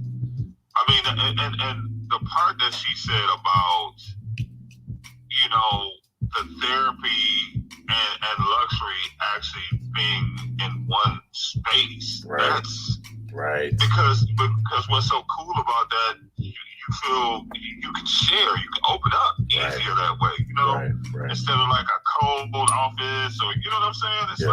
It's it's like, man, it opens up the possibilities, you know. It opens up the possibilities. Exactly. Yeah, you know, this is the other thing I love about it. So when you mentioned, Coco, that example just now of the people that would come in and you would grab the script, the immediate thing that I thought about was that's right brain at that point, because that element of being in the moment and participating, that intention that you're setting to be in the moment and participate in that way, it allows you. We talked about it yesterday on here when we were talking about self-parenting and reparenting. We were talking about the right brain, and I was saying that when I look at that side, that creative side, that imaginative side, this is how we take our mistakes and turn them into masterpieces. It's that right brain. It's that side of participating and allowing your imagination to go beyond your situation, allowing yourself to take, you know, shit and turn it into sugar, you know, to take some lemons and turn it into lemonade, like real talk. So I like what you're saying, Coco, because that kind of thing coming together, like the spontaneity of it, the very much in the moment aspect of it, the let your hair down because you're not thinking about like some kind of serious thing, but yet the undergirding of it though is very serious and is very strategic. I love it, Coco. I just want to tell you that I think it's amazing. I think it's absolutely amazing.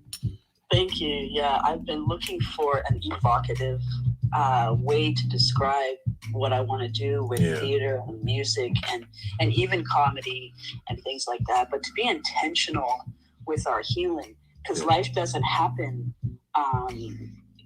You know, it's not planned. It's surprised. It's, you know, it happens in the moment. So if we can heal in the moment too, and make it a lifestyle where no matter where we are, we also know how to self-soothe and relax and live and cry and speak, and you know, that I think is vital, right? Then self-care becomes a lifestyle. Self-care becomes a lifestyle. There's a room for you, Coco. How to turn self-care into a lifestyle. Yeah. You know what? I don't need any more ideas. I have too many ideas. Right. She's in. That means he'll help you. I was just about to say this. This is. I'm down. This moment was brought to you by FYF. And if you don't know what FYF is, that means that your ass just got here in the last 30 days. Because when I started this concept, accountability partners, I used to always say, you know, we talking about what can we stand in accountability with each other. And so now we do it, and we do it in so many ways. And so I think about that. Coco's trying to finish her food right now. She's trying to finish her food on her plate. Go, Coco. Finish your damn food. Yeah, and you guys keep it on more. You want some pie? You want some how will it? Here's another potato. Exactly. And so, and this is one of those things where it's what I love about the imaginative and the creative mind. All of us as creatives, this is the beauty of it. Your mind is limitless. So honestly, you're always going to think of way more ideas than you'll ever be able to execute in one lifetime. One of the things that I'm actually doing now is when I have ideas, I actually have a whole series that's actually on my YouTube channel. It's just called Idea Giveaways. And it's literally when I have ideas, and it's understanding not only about the abundance of life, but also thinking about my bottom line, which is actually to make the world a better place. And to know that I only have one life and I can only do so many things. So, of course, there's many ideas that I have that I execute, or I store in the vault, or I shoot to the team to execute, that kind of thing. But even beyond that, though, and I told Coco that. Coco has this ability to come up with acronyms. I was like, you need your own app. And it's just the acronym generator by Coco's brain. So I love it. I love it, family. And I love this idea. I also want to do a quick reset of the room. I want to say good morning to Eunice, Jana, Sanahada. And yes, we are here. If you'd like to come up to the stage, by all means, throw up a wave, come to the stage. Let's say hey. There's a few changes this morning, actually. My cousin Caesar, who's usually here with us, is not here this morning. And then also our BPS spotlight, who I think is from another country. Let's see. Waiting on him to come in, and it's going to be a great time too. Can't wait. And so with that, let's flow into our segment with Sherry. Now, in order to flow into our segment with Sherry, I want everybody to open up your microphones and let's say a huge happy birthday to Sherry! Happy birthday, Sherry! Happy birthday, girl. Happy birthday, Sherry. Thank you so much, everyone. Happy 21st birthday. Yes, happy birthday. Look for me. You gotta go watch. OMG. Happy birthday to you. Happy birthday. Thank you. Sorry, I had to pop out. I have to I'm getting ready. I'm not going to be able to stay long because my daughter's taking me out this morning for mani-pedis and breakfast. Yes. Let's get it. What's happening? Everything is good. It's your Earth Day. It's your Earth Day, your trip, your revolution around the sun. Yes, go shorty. It's your birthday. It's your birthday. So being the founder of the 40-ish and over club, the women's 40-ish, are you 40-ish and over? Is that your birthday? Are you celebrating 40-ish and over today? 40-ish and over, at least for another few years. But, there we go. Yeah. I love it. What's on your mind today? I mean, I can only imagine, you wake up, you're thinking about life, thinking about the fact that this is where it all started, For sure. I'm super grateful just to be here, right? Yeah. I'm just grateful to wake up this morning and be around to see another year, and excited about the things that are unfolding, and that's it. I just want to remain in a place of gratitude today. I love that. So, being, with the time and even with our normal kind of flow here, we're not going to go hard into, refresh. We'll just say that today, you all can join us 3 p.m. Eastern Standard Time for our Refresh Wednesdays. Every Wednesday we have what we call Refresh Wednesdays, and that's where Sherry and I chop it up with as many people as possible over the course of an hour to help you with your brand and with your business, any questions that you might have. So join us today, 3 p.m. for that, 3 to 4 p.m. So besides that, Sherry, this is your birthday. What do you eat?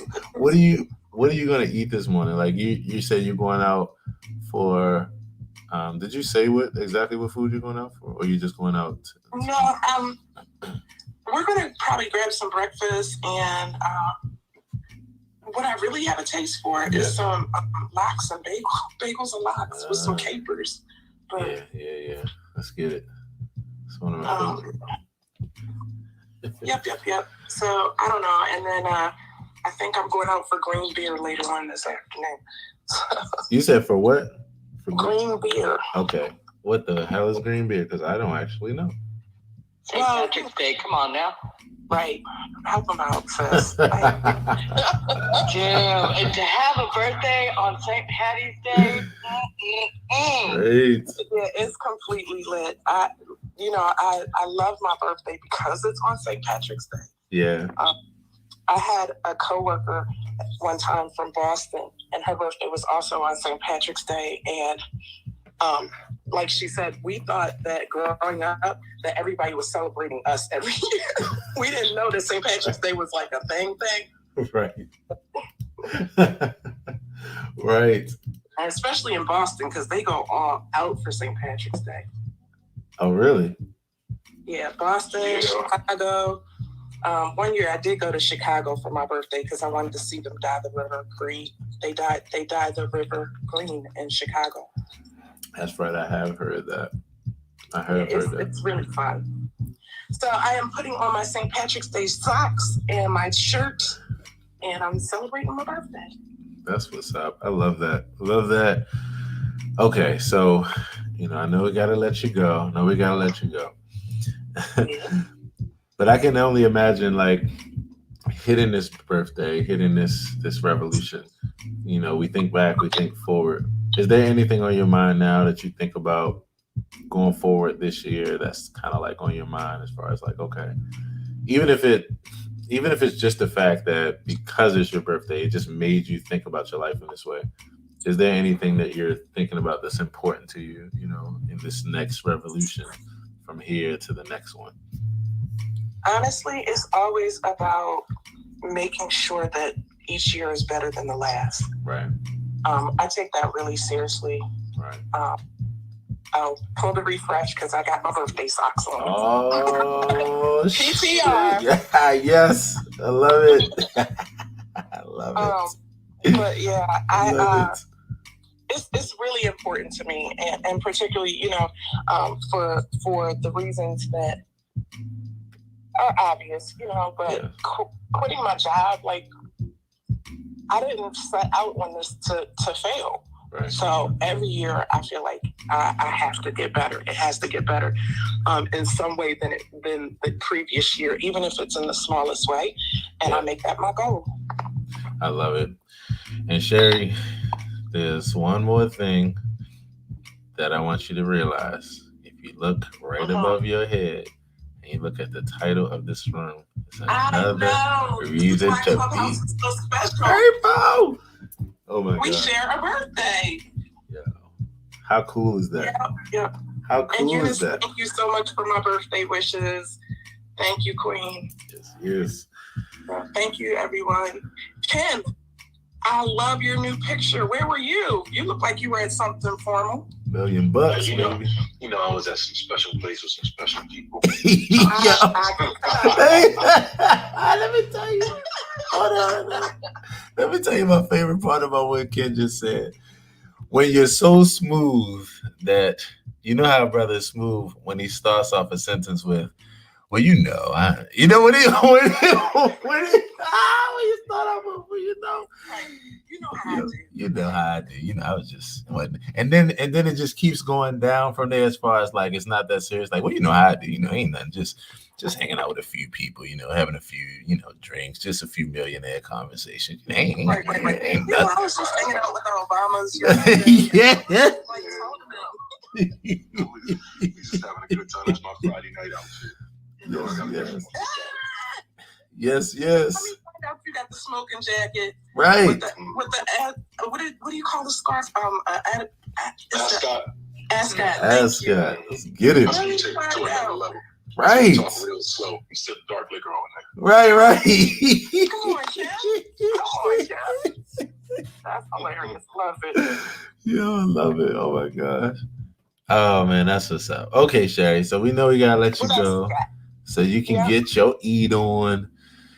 So my lady Patty first. I'm so excited. Let's get it. But let's chat for I got 4 minutes. You got 4 minutes? Okay. Yeah, what else you want to talk about? Well, one thing I want to do is I want to reintroduce you to Jana. Were you here the other day when Jana came in? Have you been here with Jana? I have briefly, and she popped into my room the other day, and thank you so much for popping in. Yes. Yeah, I'm excited because Sunday we're doing another room, and this week for Self-Care Sunday, it's all about caregivers. All about caregivers. Yeah, and I have It Is Well With My Soul. She is coming in to talk about caregivers and to tell her story around taking care of her sister who had breast cancer and just why it's important for us as caregivers to take care of ourselves, with aging parents or ill loved ones or whatever it is, but we have to take care of ourselves too. Yes, 100%. I love that. And that's the 40ish and over.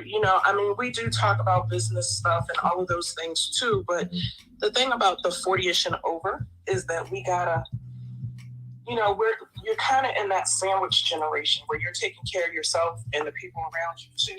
Right. You got your kids, and then you got your parents or elders, and it's a different space to be in. So. Right. 100%. I agree with you on that. Sherry, this is exciting because this is week 2 of Women 40ish and Over. This is week 2 of your new series, your new flow, your new consistency. I'm excited about it. Week 1, emotional eating, off to a great start. And here we go talking about caregiving. And this is really, really powerful. So I'm excited about that. What can you tell us what time Sunday to look out for, and then the name of it again? Yeah, so Sundays are Self-Care Sundays at 3 p.m. And we do various topics, and then throughout the week we'll be doing other topics. So I'm still adding them in. I'm gonna do email marketing tips for having a successful e-newsletter. Right. But yeah, we'll do some of everything. So Sundays 3 p.m. That's in stone. Please join me. Yes. Well, Sherry, I love your socks, and and yes, this is exciting. I hope that you get your birthday off to an amazing start. And so, everybody, let's open up our microphones. Let's wish Sherry an amazing day today. Have a great day, Sherry. I can't wait to see you again. I'll try to be there Sunday. All right. Thank you, everybody. Have a great day. Make it a great day. Yes. All right. Love you guys. Much love, Sherry. So thanks, everybody. Bye-bye. Yes. And so I'm excited about this. We also have, in a few minutes, in fact, I just saw him pop in, Femi Olukoya, who is actually our BPS Spotlight today. Running a bit behind, supposed to be around 9. And here we go. So now we're moving forward. I want to refresh the room. I want to say hello again to Marcy, Eunice, Femi, Jana. We're going to say good morning to you again in a few seconds and check in. Of course, Ken, Brittany, my good brother Craig. And so with that, everybody, let's quickly open up our microphones and let's say good morning to Jana. Good morning, Jana. Good morning. Good morning. Thank you so much. Yes. Thank you so much for that. And Brother Femi, I'll be pulling you up in a few moments. It's so good to see you. Thanks so much for coming through. Can't wait to talk to you. Yes. Jana, how are you this morning? I'm doing well. I just got out of the gym, heading into the office. Yes. Still continuing to fall in love with myself. Yes. And that seems to be working. Yes. Well, let me tell you, with those steps that you're taking now, like literally as we speak, and the ones that you just took before that, with getting to the gym, with working out, with getting out, getting the fresh air, that kind of things, just those healthy habits and starting a day like that, you are really continuing to keep this thing, like you said, loving yourself, loving yourself. I love it, Jana. What was today's flow as far as moving the body, as far as the movement? Were you was it a treadmill walking day? Was it a CrossFit day? What kind of day was it? Well, today was the elliptical on like 12 resistance. Yes, I'm a huge fan of the elliptical machine. OMG. It's a whole body workout. Whole body workout. And the elliptical is not for the faint of heart. Jenna, is this a regular for you? Is like the elliptical one of your regular exercises? Yeah, that one, and then I have recently started the freaking stair climber. I did 30 minutes of that. To ask you. I did 30 minutes. Man, I did 30 minutes of that the other day, and I was like, wow, I couldn't believe myself. And then, I was talking to this girl, because, she's like, oh, well, I want to work out. I want to do that stair stepper. Yeah. I'm like, girl, let's go ahead and just start with incorporating the mindset at first, right? I'm like, I didn't just start doing this. I was like, girl, take it easy on yourself. Yes. Like, no, and she's like, I got a Peloton, but, she can't get on that yet. Right. I'm like, girl, all you got to do is start incorporating your life in the first 30 days. Yes. Get active. Just go outside. Get active. Just incorporate. Oh, I got to get my gym bag together. Oh, how am I going to make sure I go to the gym when I have to pick up my kid? I think the first 30 days is just adjusting life to accommodate it. Mm-hmm. So take it easy, y'all. Take it easy on yourself. I love that. I love that, Jana. Let me tell you something. You are echoing my language because, I'm a person that's been sharing as far as like fitness and that kind of thing for years. And I say sharing because people would often ask me, like, are you a personal trainer? I'm like, no, I'm just a giving guy. If what I know, you know. If I know something, you know it. And I'm just happen to be someone who got educated in, fitness, health and fitness. My thing is, I always say to people, you have to set the bar where it's a place where you can feel and be successful. Because the key to your success is you feeling successful with each step of the way. So when you set the bar too high, when you jump out there and try to do 1,000,000 days a week, like, all right, I'm gonna get serious about this. So I'm gonna go to the gym 1,000,000 days a week. And then you immediately feel terrible by day 3 because your ass wasn't consistent. So what you do is you bring it all the way down. You start with things that are very light and accessible where you can feel successful. So what I always tell people when they're trying to, work on their health and their fitness, just take a walk. Start off. Right, Jana? Just start off. Yeah, that's exactly how I started. I've started and stopped 1,000,000 times, and I'm just really glad that I'm finally on the other side of, I love fitness. If I want to be my badass self, I've got to get my health and fitness in, and it's a requirement. I love that. I love me first. I love it. I was in a room yesterday where I actually met Brittany, and we were talking about that self-love, and putting the self first, being self-full, which is finding that balance. So I love that. But yes, take a walk, people. When I tell you that the best thing you can do for yourself is to take 10 minutes a day, 15 minutes a day and just take a walk. You don't have to go to the gym. You don't have to do anything. Let that be your start. Include that as a healthy habit. I promise you. It's the most overlooked thing in life when it comes to de-stressing, when it comes to decompressing, when it comes to actually having an ability to have a breath of fresh air, and ability to step back, to have some equanimity, some balance, some space between your space, especially during this time when for many of us, we're spending more hours either in the house or behind our laptops or behind our screens. The best thing you can do in between all those Zoom meetings, in between taking care of the children, in between all these things, the best thing you can do is take a walk. Walking. So that's why I love that that stair climber, Jenna. That stair climber, yeah, that right there. That's how you know you're like, okay, I'm really about this health and fitness life, because my ass is on these stairs, and these things are life giving and life taking at the same time. Yeah, for real. Yeah, I take my fitness journey in 10-pound increments. Yeah, like that's all I worry. That's all I think about is the 10 pounds. And the other day I was like, all right, well, let me see where I am, and so I've lost 42 pounds since COVID. Whoa! Congratulations! So now I definitely have some before and after pictures. I did update my profile picture from back then, and I couldn't believe it. I can't believe myself. Look, I just want to say to you, if nobody else on this stage says it, I want to say to you, congratulations, Jenna. That's amazing.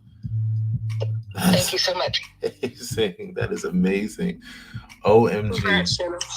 Yes. Oh, so appreciate this. Yes. Family, quick refresh. Today I'm excited because as always, it's about highlighting people. It's about being with people. It's about being and standing in accountability.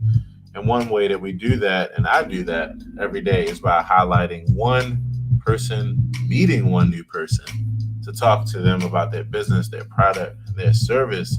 Usually that happens between 8 and 8:15 in the morning. But in the flow, in the serendipity, in the intention, here we are at a beautiful place where I'm excited to be able to hang out. And we're going to hang out with Femi Olukoya, who's the CEO and founder of Sandcastle Psych, LLC, a clinical psychotherapist and a U.S. Navy veteran. I like how he said, people say that I've lived a life that could be a movie, but honestly, I just get it. I just get in where I can fit in, which puts me in incredible situations and stories. That get in where you fit in, that's something that's been so much a part of my language since my homie KJ, Kiera Johnson, one of my best friends, said it in 2003 to me. And I was like, bro, that's it. Get in. And he's like, man, just get in where I can fit in. And so with that, I want to say good morning to Brother Femi. And let's say good morning, everybody. Let's open up our microphones and let's say good morning to Femi Olukoya. Yes. Sir. Good morning, Femi. Good morning. Hey, good morning. Good morning, everybody. How you guys doing? It's doing well. How are you this morning? I'm okay. I'm doing good. Just trying to get the house together, but everything's good. Yes. Oh, man. It's so good to see you. Pleasure to meet you. It's a pleasure to meet you as well. Thank you for inviting me up. Yes. No doubt. First things first, am I pronouncing your last name correctly? Oh, yeah, you did. You kind of butchered it the first time, but I kind of it smoothed out the second time. So okay. Yeah. So for the musician in me, for the trained ear in me, all I need to do is hear you say it one time, and then I'll hear the inflection so clearly. I'll always say it correctly from now. All right. So all right, cool. Hey, I could do it two ways. I could say it with the accent, and I could say it without the accent. Yes, both, and let's get it.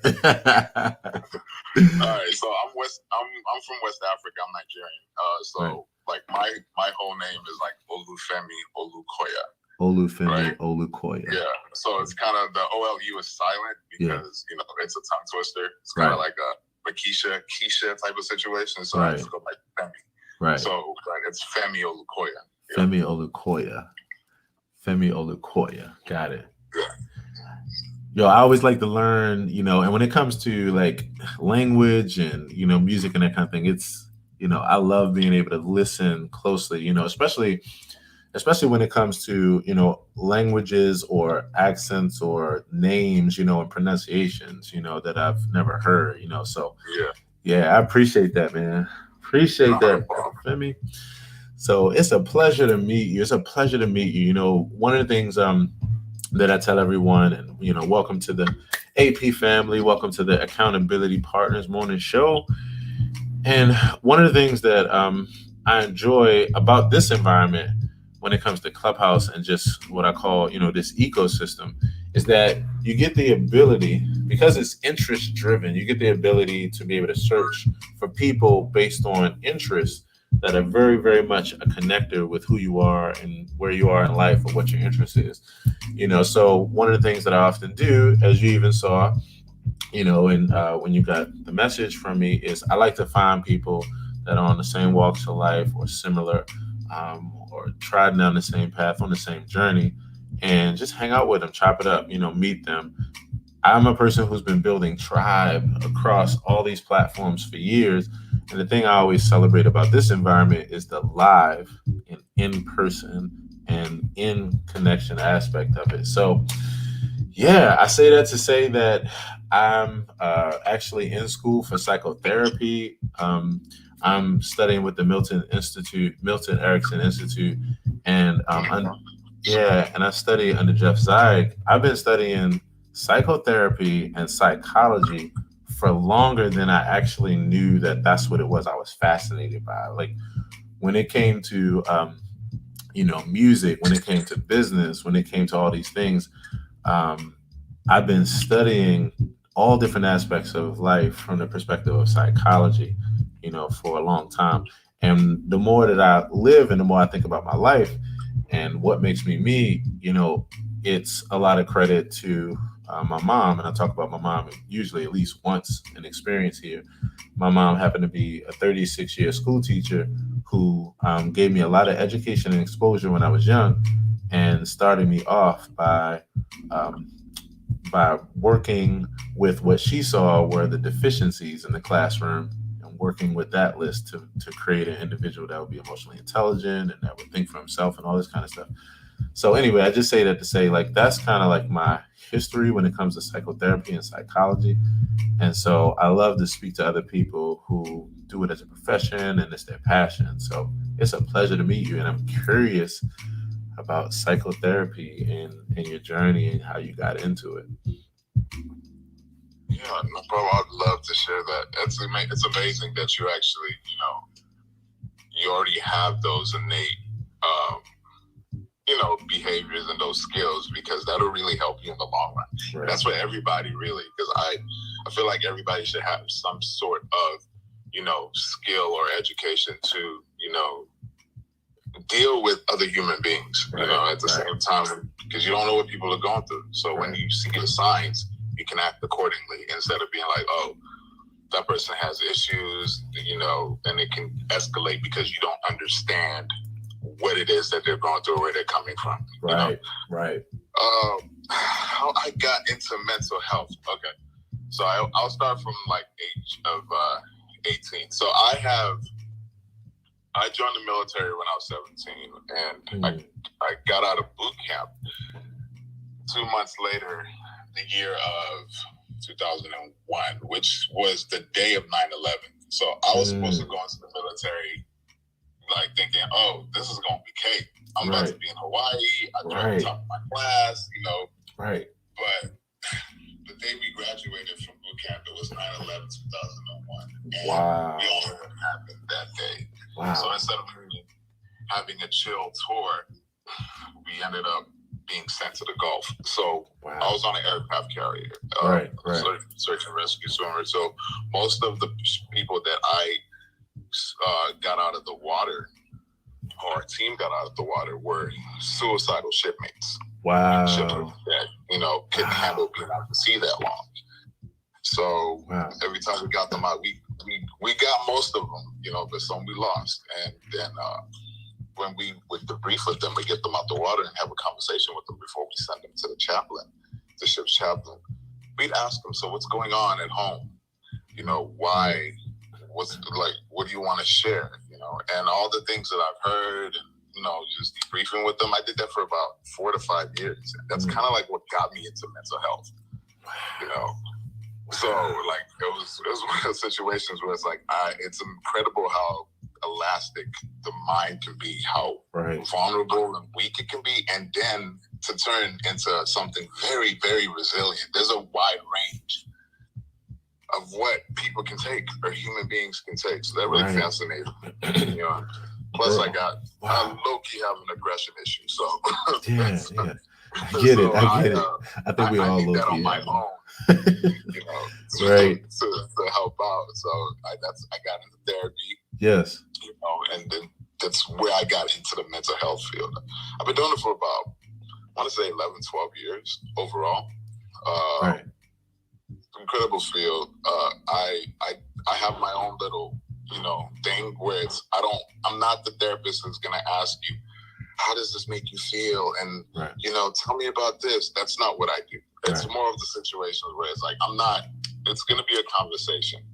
In the sessions, I'll probably cuss. You'll probably cuss. Yes. We're talking about random stuff. Let's get it. You know, so it's not I'm wearing glasses, crossing my legs, suit and a sweater, and just writing stuff down as you're telling me your lifelong story. That's not right. Yeah. It's more realistic. Let me tell you something. And you're really, golly, my brain is like right now lighting up everywhere, man. Like, because, and here's the thing, it's because of the fact that, again, it's why I love having conversations and especially around topics like this with people like yourself. I mean, first of all, man, I always say serendipity plus intention equals life.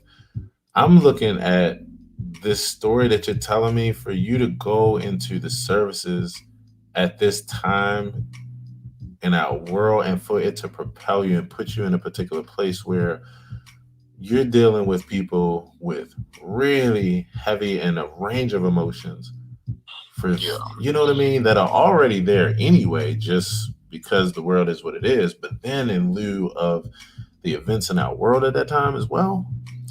And for you to be up close and personal with that, I mean, first of all, you were in the front lines.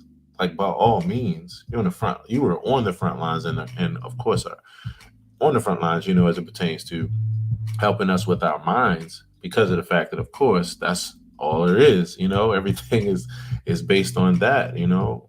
So I'm thinking about you there, you being out at sea, you helping people in this way, and then to go from there, and in addition, in your own life, have an application for it. Like, that's a strong pull. I mean, even with only knowing you 5 minutes, it's one of those things where it's like, if you weren't doing psychotherapy as an actual profession, I mean, it probably would be like me, where I'm in school for psychotherapy. In fact, I put this on my Instagram profile.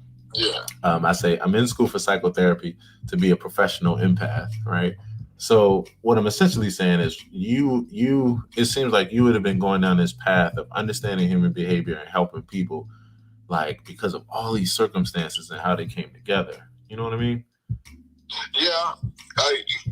That's one aspect of it. I would be able to do that, but at the same time, I don't know how, like I said, I'm not sure, you know, to be honest with you, I kind of fell into this field. You know, this is not what I planned. Like, you know, I tell people that all the time. Yes. Like, I didn't grow up being like, oh, I'm going to be a therapist. Right. This is not something, I wanted to be an actor. I was in New York for like 5 years, going to casting calls and doing all these things. Right. But, you know, that's not how it didn't work out that way. I didn't make it. I didn't make the cut. But it's one of those situations where it's like, it's what I happen to fall into, and for some reason, people think I'm good at it. You know, I'm not saying that I'm not good at it. You know what I'm saying? But I'm just being my true authentic self, and it seems to be helping people. That's what makes you good at it. Let me tell you this, bro. That's why I'm like, my brain is lighting up all over the place. So, are you familiar with Jeff Zeig and Milton Erickson? Well, I would imagine yes, just because yeah. So, experiential psychotherapy, right? And this whole aspect, you just mentioned it when you said, like, yeah, my practice isn't this kind of thing where I'm sitting here with these glasses, legs crossed, and that kind of thing. My journey started off with, as far as studying up close and personal, it came from going on YouTube, digging into the topic, eventually coming across Jeff Zeig, coming across Milton Erickson, and seeing what Erickson's contribution was to the field when the field was more that traditional kind of field, like you mentioned. Then here comes someone who comes along and is more experiential, is more relatable, is more down to earth, is more about connecting with people, and supporting them in that way. Has been through some shit, like some real shit. Has polio and is stricken, and like life is crazy, but it's exactly the thing that brings him to this place. So when I'm listening to your words and like how you said you didn't have a plan, you fell into it. It just keeps echoing what I say every day. Serendipity plus intention equals life. I'm thinking about the intention you had of being an actor and how I'm sitting up here listening to Jeff Zeig, where he's talking about this. All my classes are about studying psychotherapy from an artistic and theatric and actor and dancer and musician and poetry standpoint. And how understanding those things and understanding how you embody, how you take on a particular persona, how you hold space in a particular way, how you relate, how you understand psychology, like it winds up in the field of psychotherapy being a thing that really is beyond impact as far as innovation. Like, it's the next level of psychotherapy. So the intention that you had to even be an actor, and then the serendipity of how all the other things worked out, it equals life. That's how it all came together. It's just fascinating to me. It's so fascinating. So tell me, if you could, tell me a bit more about like your interest in being an actor, like how that came about. Because, I'm a musician, I'm an artist. I've been into the theater art since I was young. So it's interesting to me. So yeah, how did that unfold for you?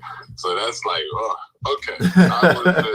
So I'm and I haven't changed much, which is when it comes to like my build, right? And like I'm like a 250-pound, like, black guy, right? So I'm sitting there in the glee club. Everybody's like, you should be playing football, but bro, I was in the glee club singing tenor. Yes. And being in UIL plays in high school. Love it. Right? Love it. So instead of me having a Letterman jacket for football, right. I had a Letterman jacket for theater. Like, yes. So it was, a lot of people thought it was the most odd thing possible. You were the Ray Lewis of theater, bro. You were the Ray Lewis of theater. You know what I'm saying? You were the, I don't know who your favorite, if you have a favorite football team. But. No, I guess that's my favorite musical. That's what I enjoy. But that's what so I got a scholarship to like 9 schools. Wow. In Texas. Yeah, when I was in Texas, I got a full ride scholarship in Texas. But I didn't want to stay in Texas, right? Right. But I got a partial scholarship to NYU, and I was 17 at the time, and that wasn't gonna cut it because I had never been to New York. Right. Didn't know what the hell I was getting into. Right. So and I was like, okay, I don't want to stay in Texas. That was a for sure thing. Right. And I couldn't afford going to New York, so I joined the military instead. It was an odd decision. But yes. That's kind of like, so after I got out the military, I think I was a shirtless greeter for Abercrombie and Fitch, which I kind of regret. But you said you were a what for Abercrombie and Fitch? I was a shirtless greeter. Shirtless greeter. Oh shit, that's a whole goddamn. We just gonna have all the conversations. This one I'm just that's the whole topic. Another sermon for another day. Yeah. That type of environment, didn't like it, but I got picked up by a scout. Right. And they sent me to New York, and that's how I ended up like being in New York, going to casting calls and stuff like that for like 5 years. this is straight out the military. Right. You know, back when I was actually in shape.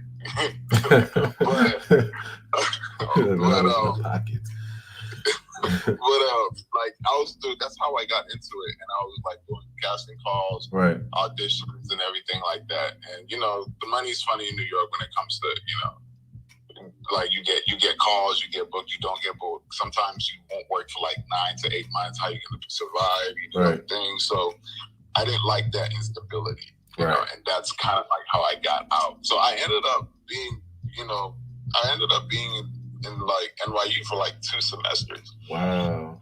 But I just didn't finish that, and I came back to Houston to finish up my grad program. Yeah. And that's kind of how I fell into therapy. But that right there, it's a story in its own. Like that has its own little chapter. But like I said, like I got in where I could fit in, and it just happened to be an amazing experience. I met amazing people. You know, the people that stuck with it are like doing really well right now, and that I know. And it's a story on its own. You know. Yo, man, I love this. I love this, bro. Let me tell you something. Again, I love finding points of connection. I love hearing people's stories, especially when I look at like people who are quality individuals, you know, who have a good head on their shoulders, who are emotionally intelligent or striving or helping out the world in some way. I always like to hear their story, to hear like those pivotal points, you know, to hear like the catalyst, to hear like just the flow, the serendipity and the intention and just how it unfolds, because it unfolds different ways. Like, check this out. It's so funny. Your story of going into the services and in the way that you did in that kind of like split second decision, it mirrors my life. But on the flip side, it going me thinking about that same decision going another way and it leading literally to the same place even today. So when I was 18, I'm working in auto parts. Okay, I'll back up a little bit more. So I got into music seriously around the age of like 16. I became a producer. And then from there, I decided I wasn't going to go to college. This is the other thing about your story that I hear, because I'm like, you designed your own curriculum. You know, it just so happened to flow. And I'm not saying you designed like you did it. Again, it's the serendipity and intention. Some shit you did and it unfolded. Some shit, because of what you did, it was the cause and effect and it unfolded other ways. You know, other things that were out of your control, but it just, you know, it just all shapes up. But I'm approaching life around the age of like 16. I decided I'm not going to college and I'm going to go to school for audio engineering. Before that, I was going to go to school for mechanical engineering. So I decided to go for audio engineering to have a quote unquote plan B or solid foundation. So that way I could pursue music and artistry, but I could do it with that undergirding. So I decided I wasn't going to go to college. I didn't take my SATs. And then I graduated in the 11th grade. And I happen to have a job working in auto parts. So I take a year off and as far as school, and I just work on my music and just things that are getting my life together. And I'm at this job in 97, 98, Standard Auto Parts. I'm working there, working a 9 to 5, and I'm trying to go to school for engineering, audio engineering, but I need a grant. I don't have the money. I need the money. And my family, didn't have the money. So long story short, I'm working at this job. I'm in the warehouse as an order filler, but this is not what I want to do with my life. So I don't know what I'm going to do though, because I don't have the money. And if I'm going to go to college, I need the money. So I decided that I was going to go into the Air Force, and I go to this job fair. But at the same time, at my job, the office accountant said that she had a position open for an assistant accountant or assistant in the office. Never worked in the office before, but I was really good with math. The long story short is that I went to the job fair. I grabbed the paper to sign up for the Air Force, and then I came back and the woman I asked about the job. She said, "Would you like to apply for it?" I'm like, I don't know how I would succeed because I've never had an accountant job, whatever. But when hiring, I would like to go from warehouse to the office. That'd be nice. I applied for the job and I got it. But I said that if I did not get that job, that I was going into the services. But if I went into the services, then I wouldn't have actually stayed at this job, which then led to me continuing to be able to study my music and study engineering, eventually go to school for engineering, to actually wind up getting a job when I was 21, playing music full time and being able to go in that direction. From there, we get all the way here to psychotherapy, and I think about where I am with it, what I'm studying, where you are with it, and I'm looking at a decision that, although it was the same decision but made two different ways, took us in two different directions to come right back at this point. Serendipity plus intention equals life. That's dope, bro. I'm appreciating your story, man. No problem. It's definitely the decisions that you make that end up, like, gearing you into like situations or like a road that you probably have not thought of or see yourself doing. That's why it's very important to be very decisive in your life. Right. When people really are not sure what they want, that's okay too. But like, at least have some sort of like, how do I put it? Not template, or just some sort of plan. Because you just sitting around and like, oh, the world is going to fix itself. That's not going to happen, because the world is going to be the world, and you have to be able to tailor it how you see fit. Mm-hmm. What plan do you have? Like, because like life is an equal opportunity shit forward. Like, everybody gets the same type of issues. Everybody goes through grief. Everybody goes through loss, like of a job or a conflict or anything like that. Yeah. It's what tools are you creating for yourself? Right. To actually rise above the crap, right? Yeah. Because you can rise above it and be more tolerant to the equal opportunity, constant, like what's called life, because it's constant. Or you could just fall under it and continue to feel like, oh, what's going on? And then when you do have that strength, when you do have those tools and you are above that, it's important that you also provide that information and the tools to the other people who can't rise above it. Mm-hmm. Right. So it's everybody's responsibility to actually share coping skills and tools to be able to deal with their own personal, journey. 100%. But being decisive is very important. I've come to realize that, as I've grown. Yeah. This field, having a family and all that stuff, it's really decisions and actions. Yeah. I definitely feel you in that. One thing that it brings to mind for me is, in my studies, one of the things that I really appreciate is how they talk about realization is more important than knowledge, because of the fact that knowledge is there, but knowledge is nothing without realization of that knowledge in order to put it into action. So, as I think about psychotherapy and as I think about just what we do, even with what you just said, as far as what we all have accountability with or for, and most of us agree to it because we want to make the world a better place and help other people. Like, the most important thing to me is being able to help ourselves and to help each other to realize the potential, to realize what's possible, to realize that you have choices, to realize that even though you feel this way, it's only temporary and you don't have to actually feel this way. This isn't your eternal state. This isn't your judge and your jury. Like, being able to make that separation. And it's one of the reasons why the biggest thing I appreciated when I'm listening to Dr. Jeff Zeig, and when he tells his story about meeting Milton Erickson, he says that, number one, he had no idea that he was going to be able to study with them because he actually declined, but he told him that he could come live with them. And Femi, you and I know both. If you're going to learn from a mentor or something, like, you're going to learn even more being with them day to day than if they were just giving you like classes or giving you some kind of like, private tutoring.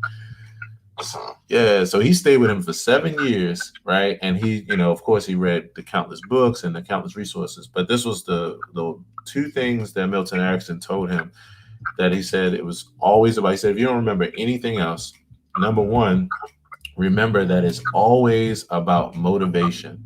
It's always about motivating, and it's always about motivation. And number two, people don't often know the power that they possess. In fact, he didn't even say often. He just said people don't know the power and the potential that they possess.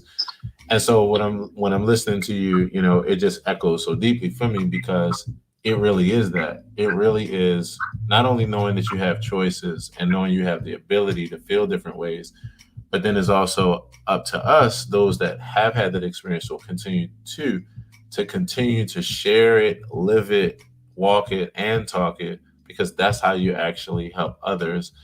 It's not knowledge, it's realization. And it's one of the reasons why I love being able to, from a day to day, just stand in accountability with others. Because I ain't telling anybody anything that they really don't already know, like, for the most part. But it's a whole different thing to be reminded, or for someone to help by giving you permission, or someone who's just standing there as a partner to help you to realize it all over again. So I'm so echoing. I mean, I'm so resonating with what you're saying, Femi. It's really, really resonant. Yeah, it's a point of imposter. It's kind of like an imposter syndrome too, right? It's kind of like what you're capable of, right. What and if you're successful at something, and you always have that anxiety of like, am I good enough? Are people going to think I'm a fraud? Yeah, 100%. Or should I just hide in a corner? I kind of really don't want to do anything. It's one of those situations where you have to be intentional about your thoughts. You really do. People, when they say people look in the mirror every morning and give themselves like validation to talk, that's normal.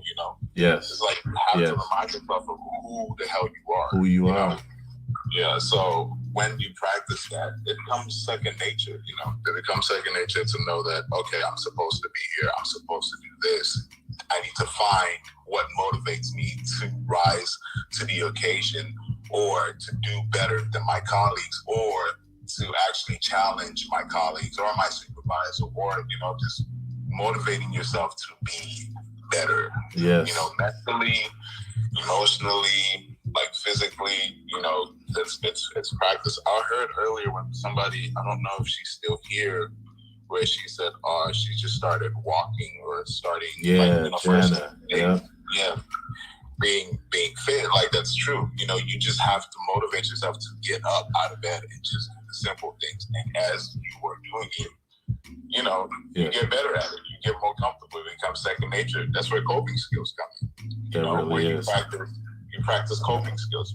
Everybody needs coping skills. It baffles me when people say, "Oh, I don't know what my coping skills are." Like, are you serious? Like, you don't know what you would do if somebody like really triggered you? Like, how do you take care of yourself? How do you feel better if nobody's there to make you feel better? So, like, I definitely try to give resources for coping skills and how to hone your own particular coping skills that fits you. So yeah. Look, I want to not only appreciate you for giving resources, but appreciate you for being a resource, because honestly, that's the answer to the question. When a person doesn't have it within themselves, because it's either never been demonstrated or they didn't grow up in that environment, so they don't even have a point of reference, that's when it's good to have a Femi. It's good to have someone who actually has the. I'm one of many. Right. There's a lot of us out here trying to help. You got to find us. We're more than happy to be a part of that journey with you. 100%. Professional friends. So they have better resources. Right. So with that, bro, tell me, before we even just wrap up this piece, this segment, this tie bow on this experience, tell me a little bit more about Sandcastle Psych and how we can connect with you for your services. Because, man, I just got to tell you again, I really appreciate not only what you're doing, but just who you are as a brother, man. It just really means a lot. So, yeah. Thank you. Okay. Well, Sandcastle is a private practice. It's a SDVOSB company, which means it's a service disabled veteran small business, where we are certified to do like contracts with government entities when it comes to like public hospitals, surplus from public hospitals, VA hospitals, or the city. We're based in Houston, Texas, but we can see clients and patients, all over Texas. Right. It's not just Houston. It's like via telehealth. Right. Also provide consultations for corporations where it comes to dealing with how to deal with employees, like how to make it a more fun or easy place to work, so you can get more production out your employees. You know, it's the most toxic thing a company can say is like, we're like a family, you know, and we want to get people out of that, because at the end of the day, it's a sense of betrayal when you have that, oh, we're like a family, but for some reason they have to let you go. That's a fun, you know, so it's one of those things that we try to change, you know, certain narratives when it comes to, like, let's say, for example, if you dim the light for certain, you know, degree, you get more production from, like, you know, a group of employees type situation. That's our consultation when it comes to corporation aspect. Gotcha. When it comes to my demographic, what we do is I try to find an avenue for therapy for people that look like me and cannot have access to therapy, because therapy can be expensive, right? So we actually do some pro bonos, we do sliding scales when it comes to, like, you know, certain demographics, right? So there's a lot of people that are like, oh, I can't find a Black male therapist that can understand what I'm saying, especially men. Like a lot of men have a hard time, like, going to therapy because they feel like they have to be strong, they have to hold it in. So I try to, like, you know, advocate and speak on, you know, the male species to actually come forward and express themselves so they can be better at what they do. They can be better husbands, better boyfriends, better sons, you know, better, right? Instead of like the narrative that's being, you know, pushed, like nowadays, where it comes to toxic masculinity or, like, you know, all these angry Black man type situation or angry Black woman and all that stuff. So when it comes to my demographic, I typically, like, have a space for that. The other therapists that work for me, we have conversations weekly about how can we do better for our immediate, you know, community. Because, like, kind of like people that are close to us, you know, we start small and try to, like, you know, reach our tentacles. I love it, man. I'm in an all hands on deck, like, mentality when it comes to just life, humanity in general, and then of course in this time. So I appreciate the focus. I appreciate the emphasis, man, and even the niche. I also want to introduce you to Maria. Maria is one of our beautiful family members here, the AP family. Good morning, Maria. I wanted to. Good morning. Oh my gosh, what an amazing conversation. Yes. Yes, it always is, as you know, Maria. And I wanted to bring you up because I saw you coming up and I thought it might be a question you might wanted to ask Femi, or either make it or a comment on something that you heard. So I knew that your brain was bubbling in the best way. You know me so well. Well, first of all, I want to say this is an amazing conversation, and what I hear in the conversation, and if you hear any noise in the background, I'm just out for a walk, it's something that to me is really important, and that's really normalizing mental health, normalizing the fact that we all, at any point in time in our lives, need contribution. We need assistance, and we need therapy. We need therapy. Something that Femi mentioned that was also very important is, like, having coping mechanisms, having tools in our toolbox for us to really be able to thrive in life. Right. And I just want to thank you and for the work that you do. Right. I really believe that psychotherapy is extremely important. And something else that you mentioned that is also very powerful is that, you know, unfortunately, I've discovered that in the Black community, you know, there is a lack of contribution, help, assistance. And, you know, there's this underlying narrative, there's this unspoken way of being that we human beings have in society, that, you know, Black individuals, specifically also Black women, are supposed to be very strong, and they're supposed to be able to take a lot of pain.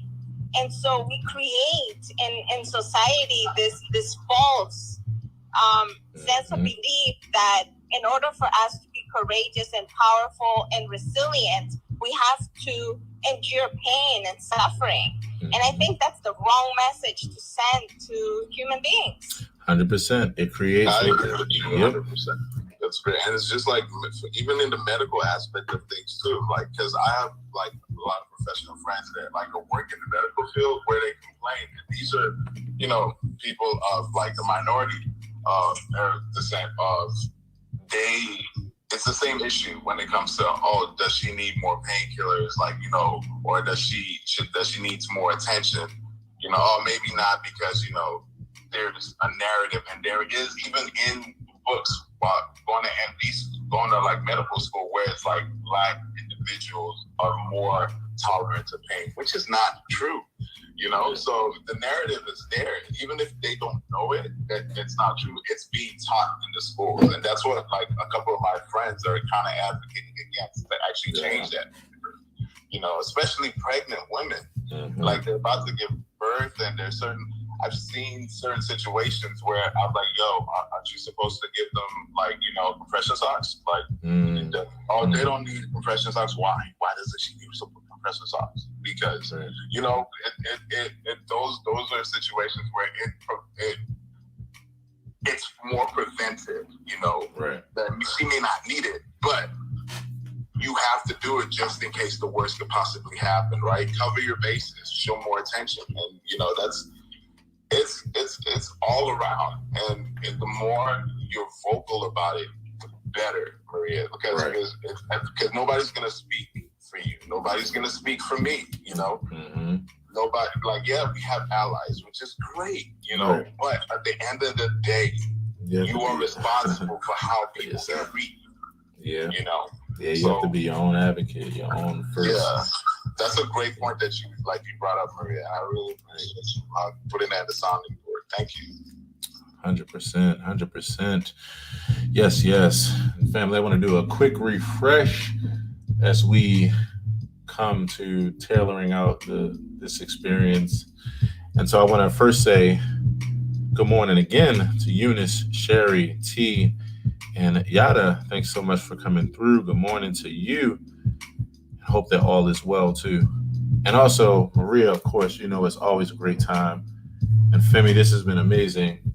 Meeting you, talking with you, chopping it up about something that is, man, it's such a passion for me. And now it's gotten to the point where, because I now realize that all these years when I've been all these years, you know, when I went to school for engineering, you know, when I studied audio and production, and then, you know, went to school for business and, you know, marketing, and then went down the rabbit hole as far as spirituality and read all of the holy books, the Bhagavad Gita and the Tao Te Ching, Lao Tzu, the Quran, you know, and just all these things. And I'm looking at this, I'm studying string theory, I'm studying all these things.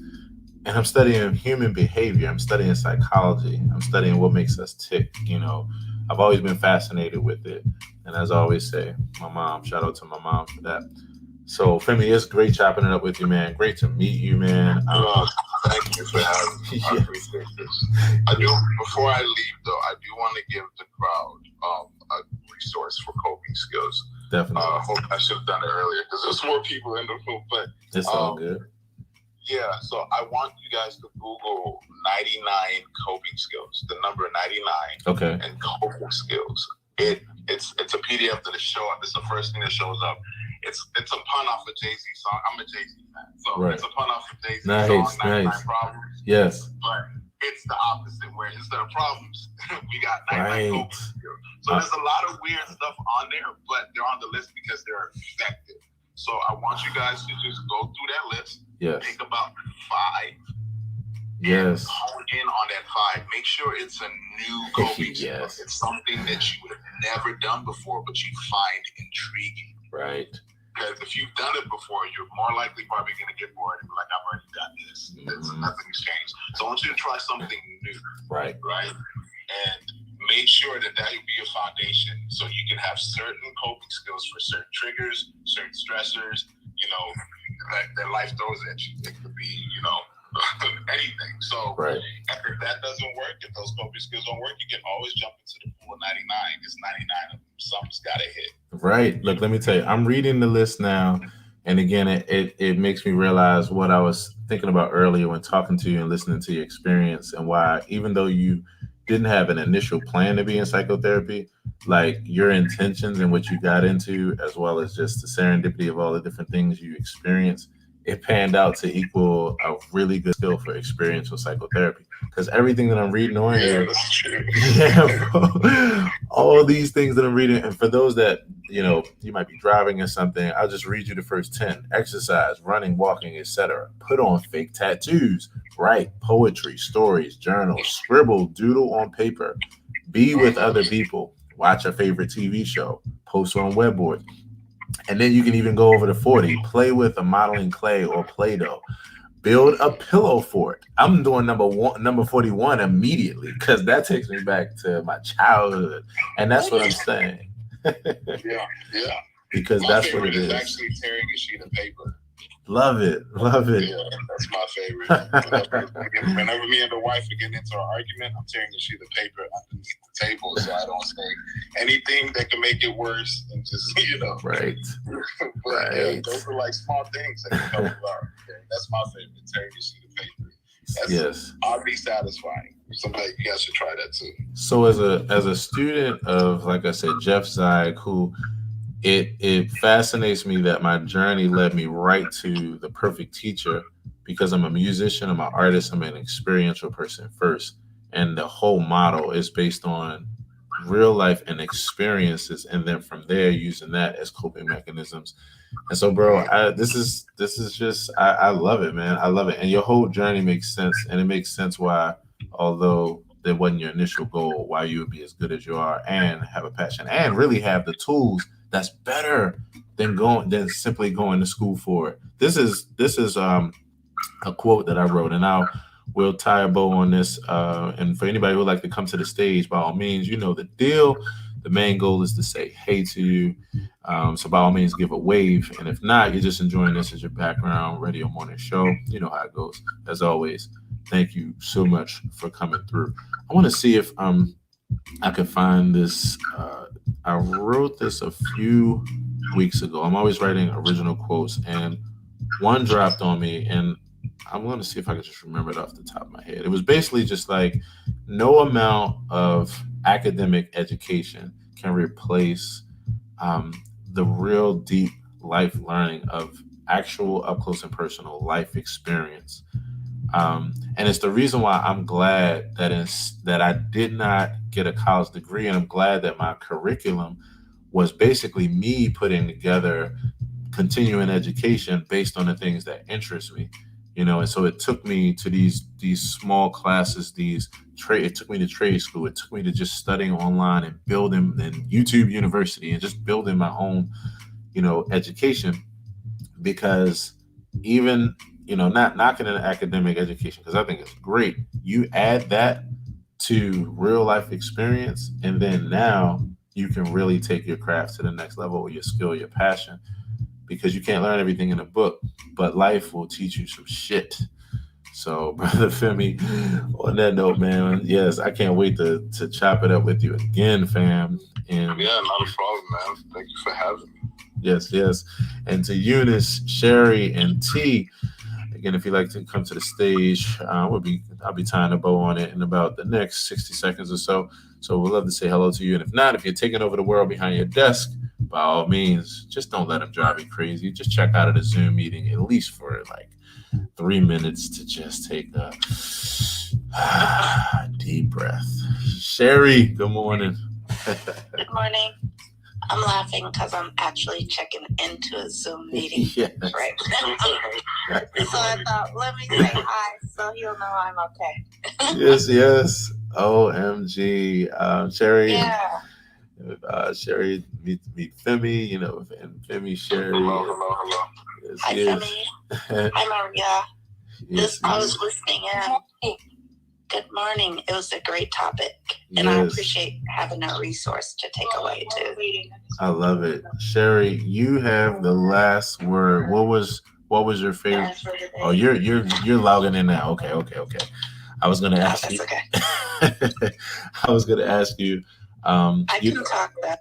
Okay, so with everything that you heard, just give me one thing that it resonated for you. Just one thing that what we talked about resonated for you. I was gonna say probably the resource, right? Giving us the resources and just say that, the discussion about coping skills. Love it. Yeah, that coping skills, that 99 coping skills list, the PDF. Oh my goodness, I can't wait till everybody has that in their hands. Because again, I'm always a person that looks for accessibility points. And when you talk about activities that are very natural and relatable, that make you happy, this is experiential psychotherapy. This is putting yourself in the place of doing something that's to your benefit. And at the same time, it's very much like Femi was saying, either out the box or it's something that stimulates your right brain and triggers you into your imagination of being better and feeling better. And that by itself, boom, you're off to a great start. So thank you for sharing that, Sherry. And thank you, Femi, for all your work. And Maria, yes, it's always a pleasure. Family, we are here. Once again, happy birthday to Clubhouse. This is the 1 year. And as always, I'm so excited to be in this environment because of exactly what just happened in this experiential moment. And so on that tip, I want to say, T, have a great day. Eunice, have a wonderful day. Sherry, it's always a pleasure. Maria, much love to you. And Femi, much love and pleasure. Can't wait to connect again. Thank you for having me. Yes. Have a blessed day, everyone. It's always encouraging and amazing to be in this room with all of you. Yes. Thank you. Have a great day, guys. You too. Have a great day. Take care. Bye. Peace. Thank you again. You too. Meyer, have a great day. Meyer, have a great one, baby. Peace. Meyer, have an amazing day. Have an amazing. Yeah. Hey, Meyer, what's happening? Meyer! I had to hear your voice, bro, before he wrapped up. Good to see you, Meyer.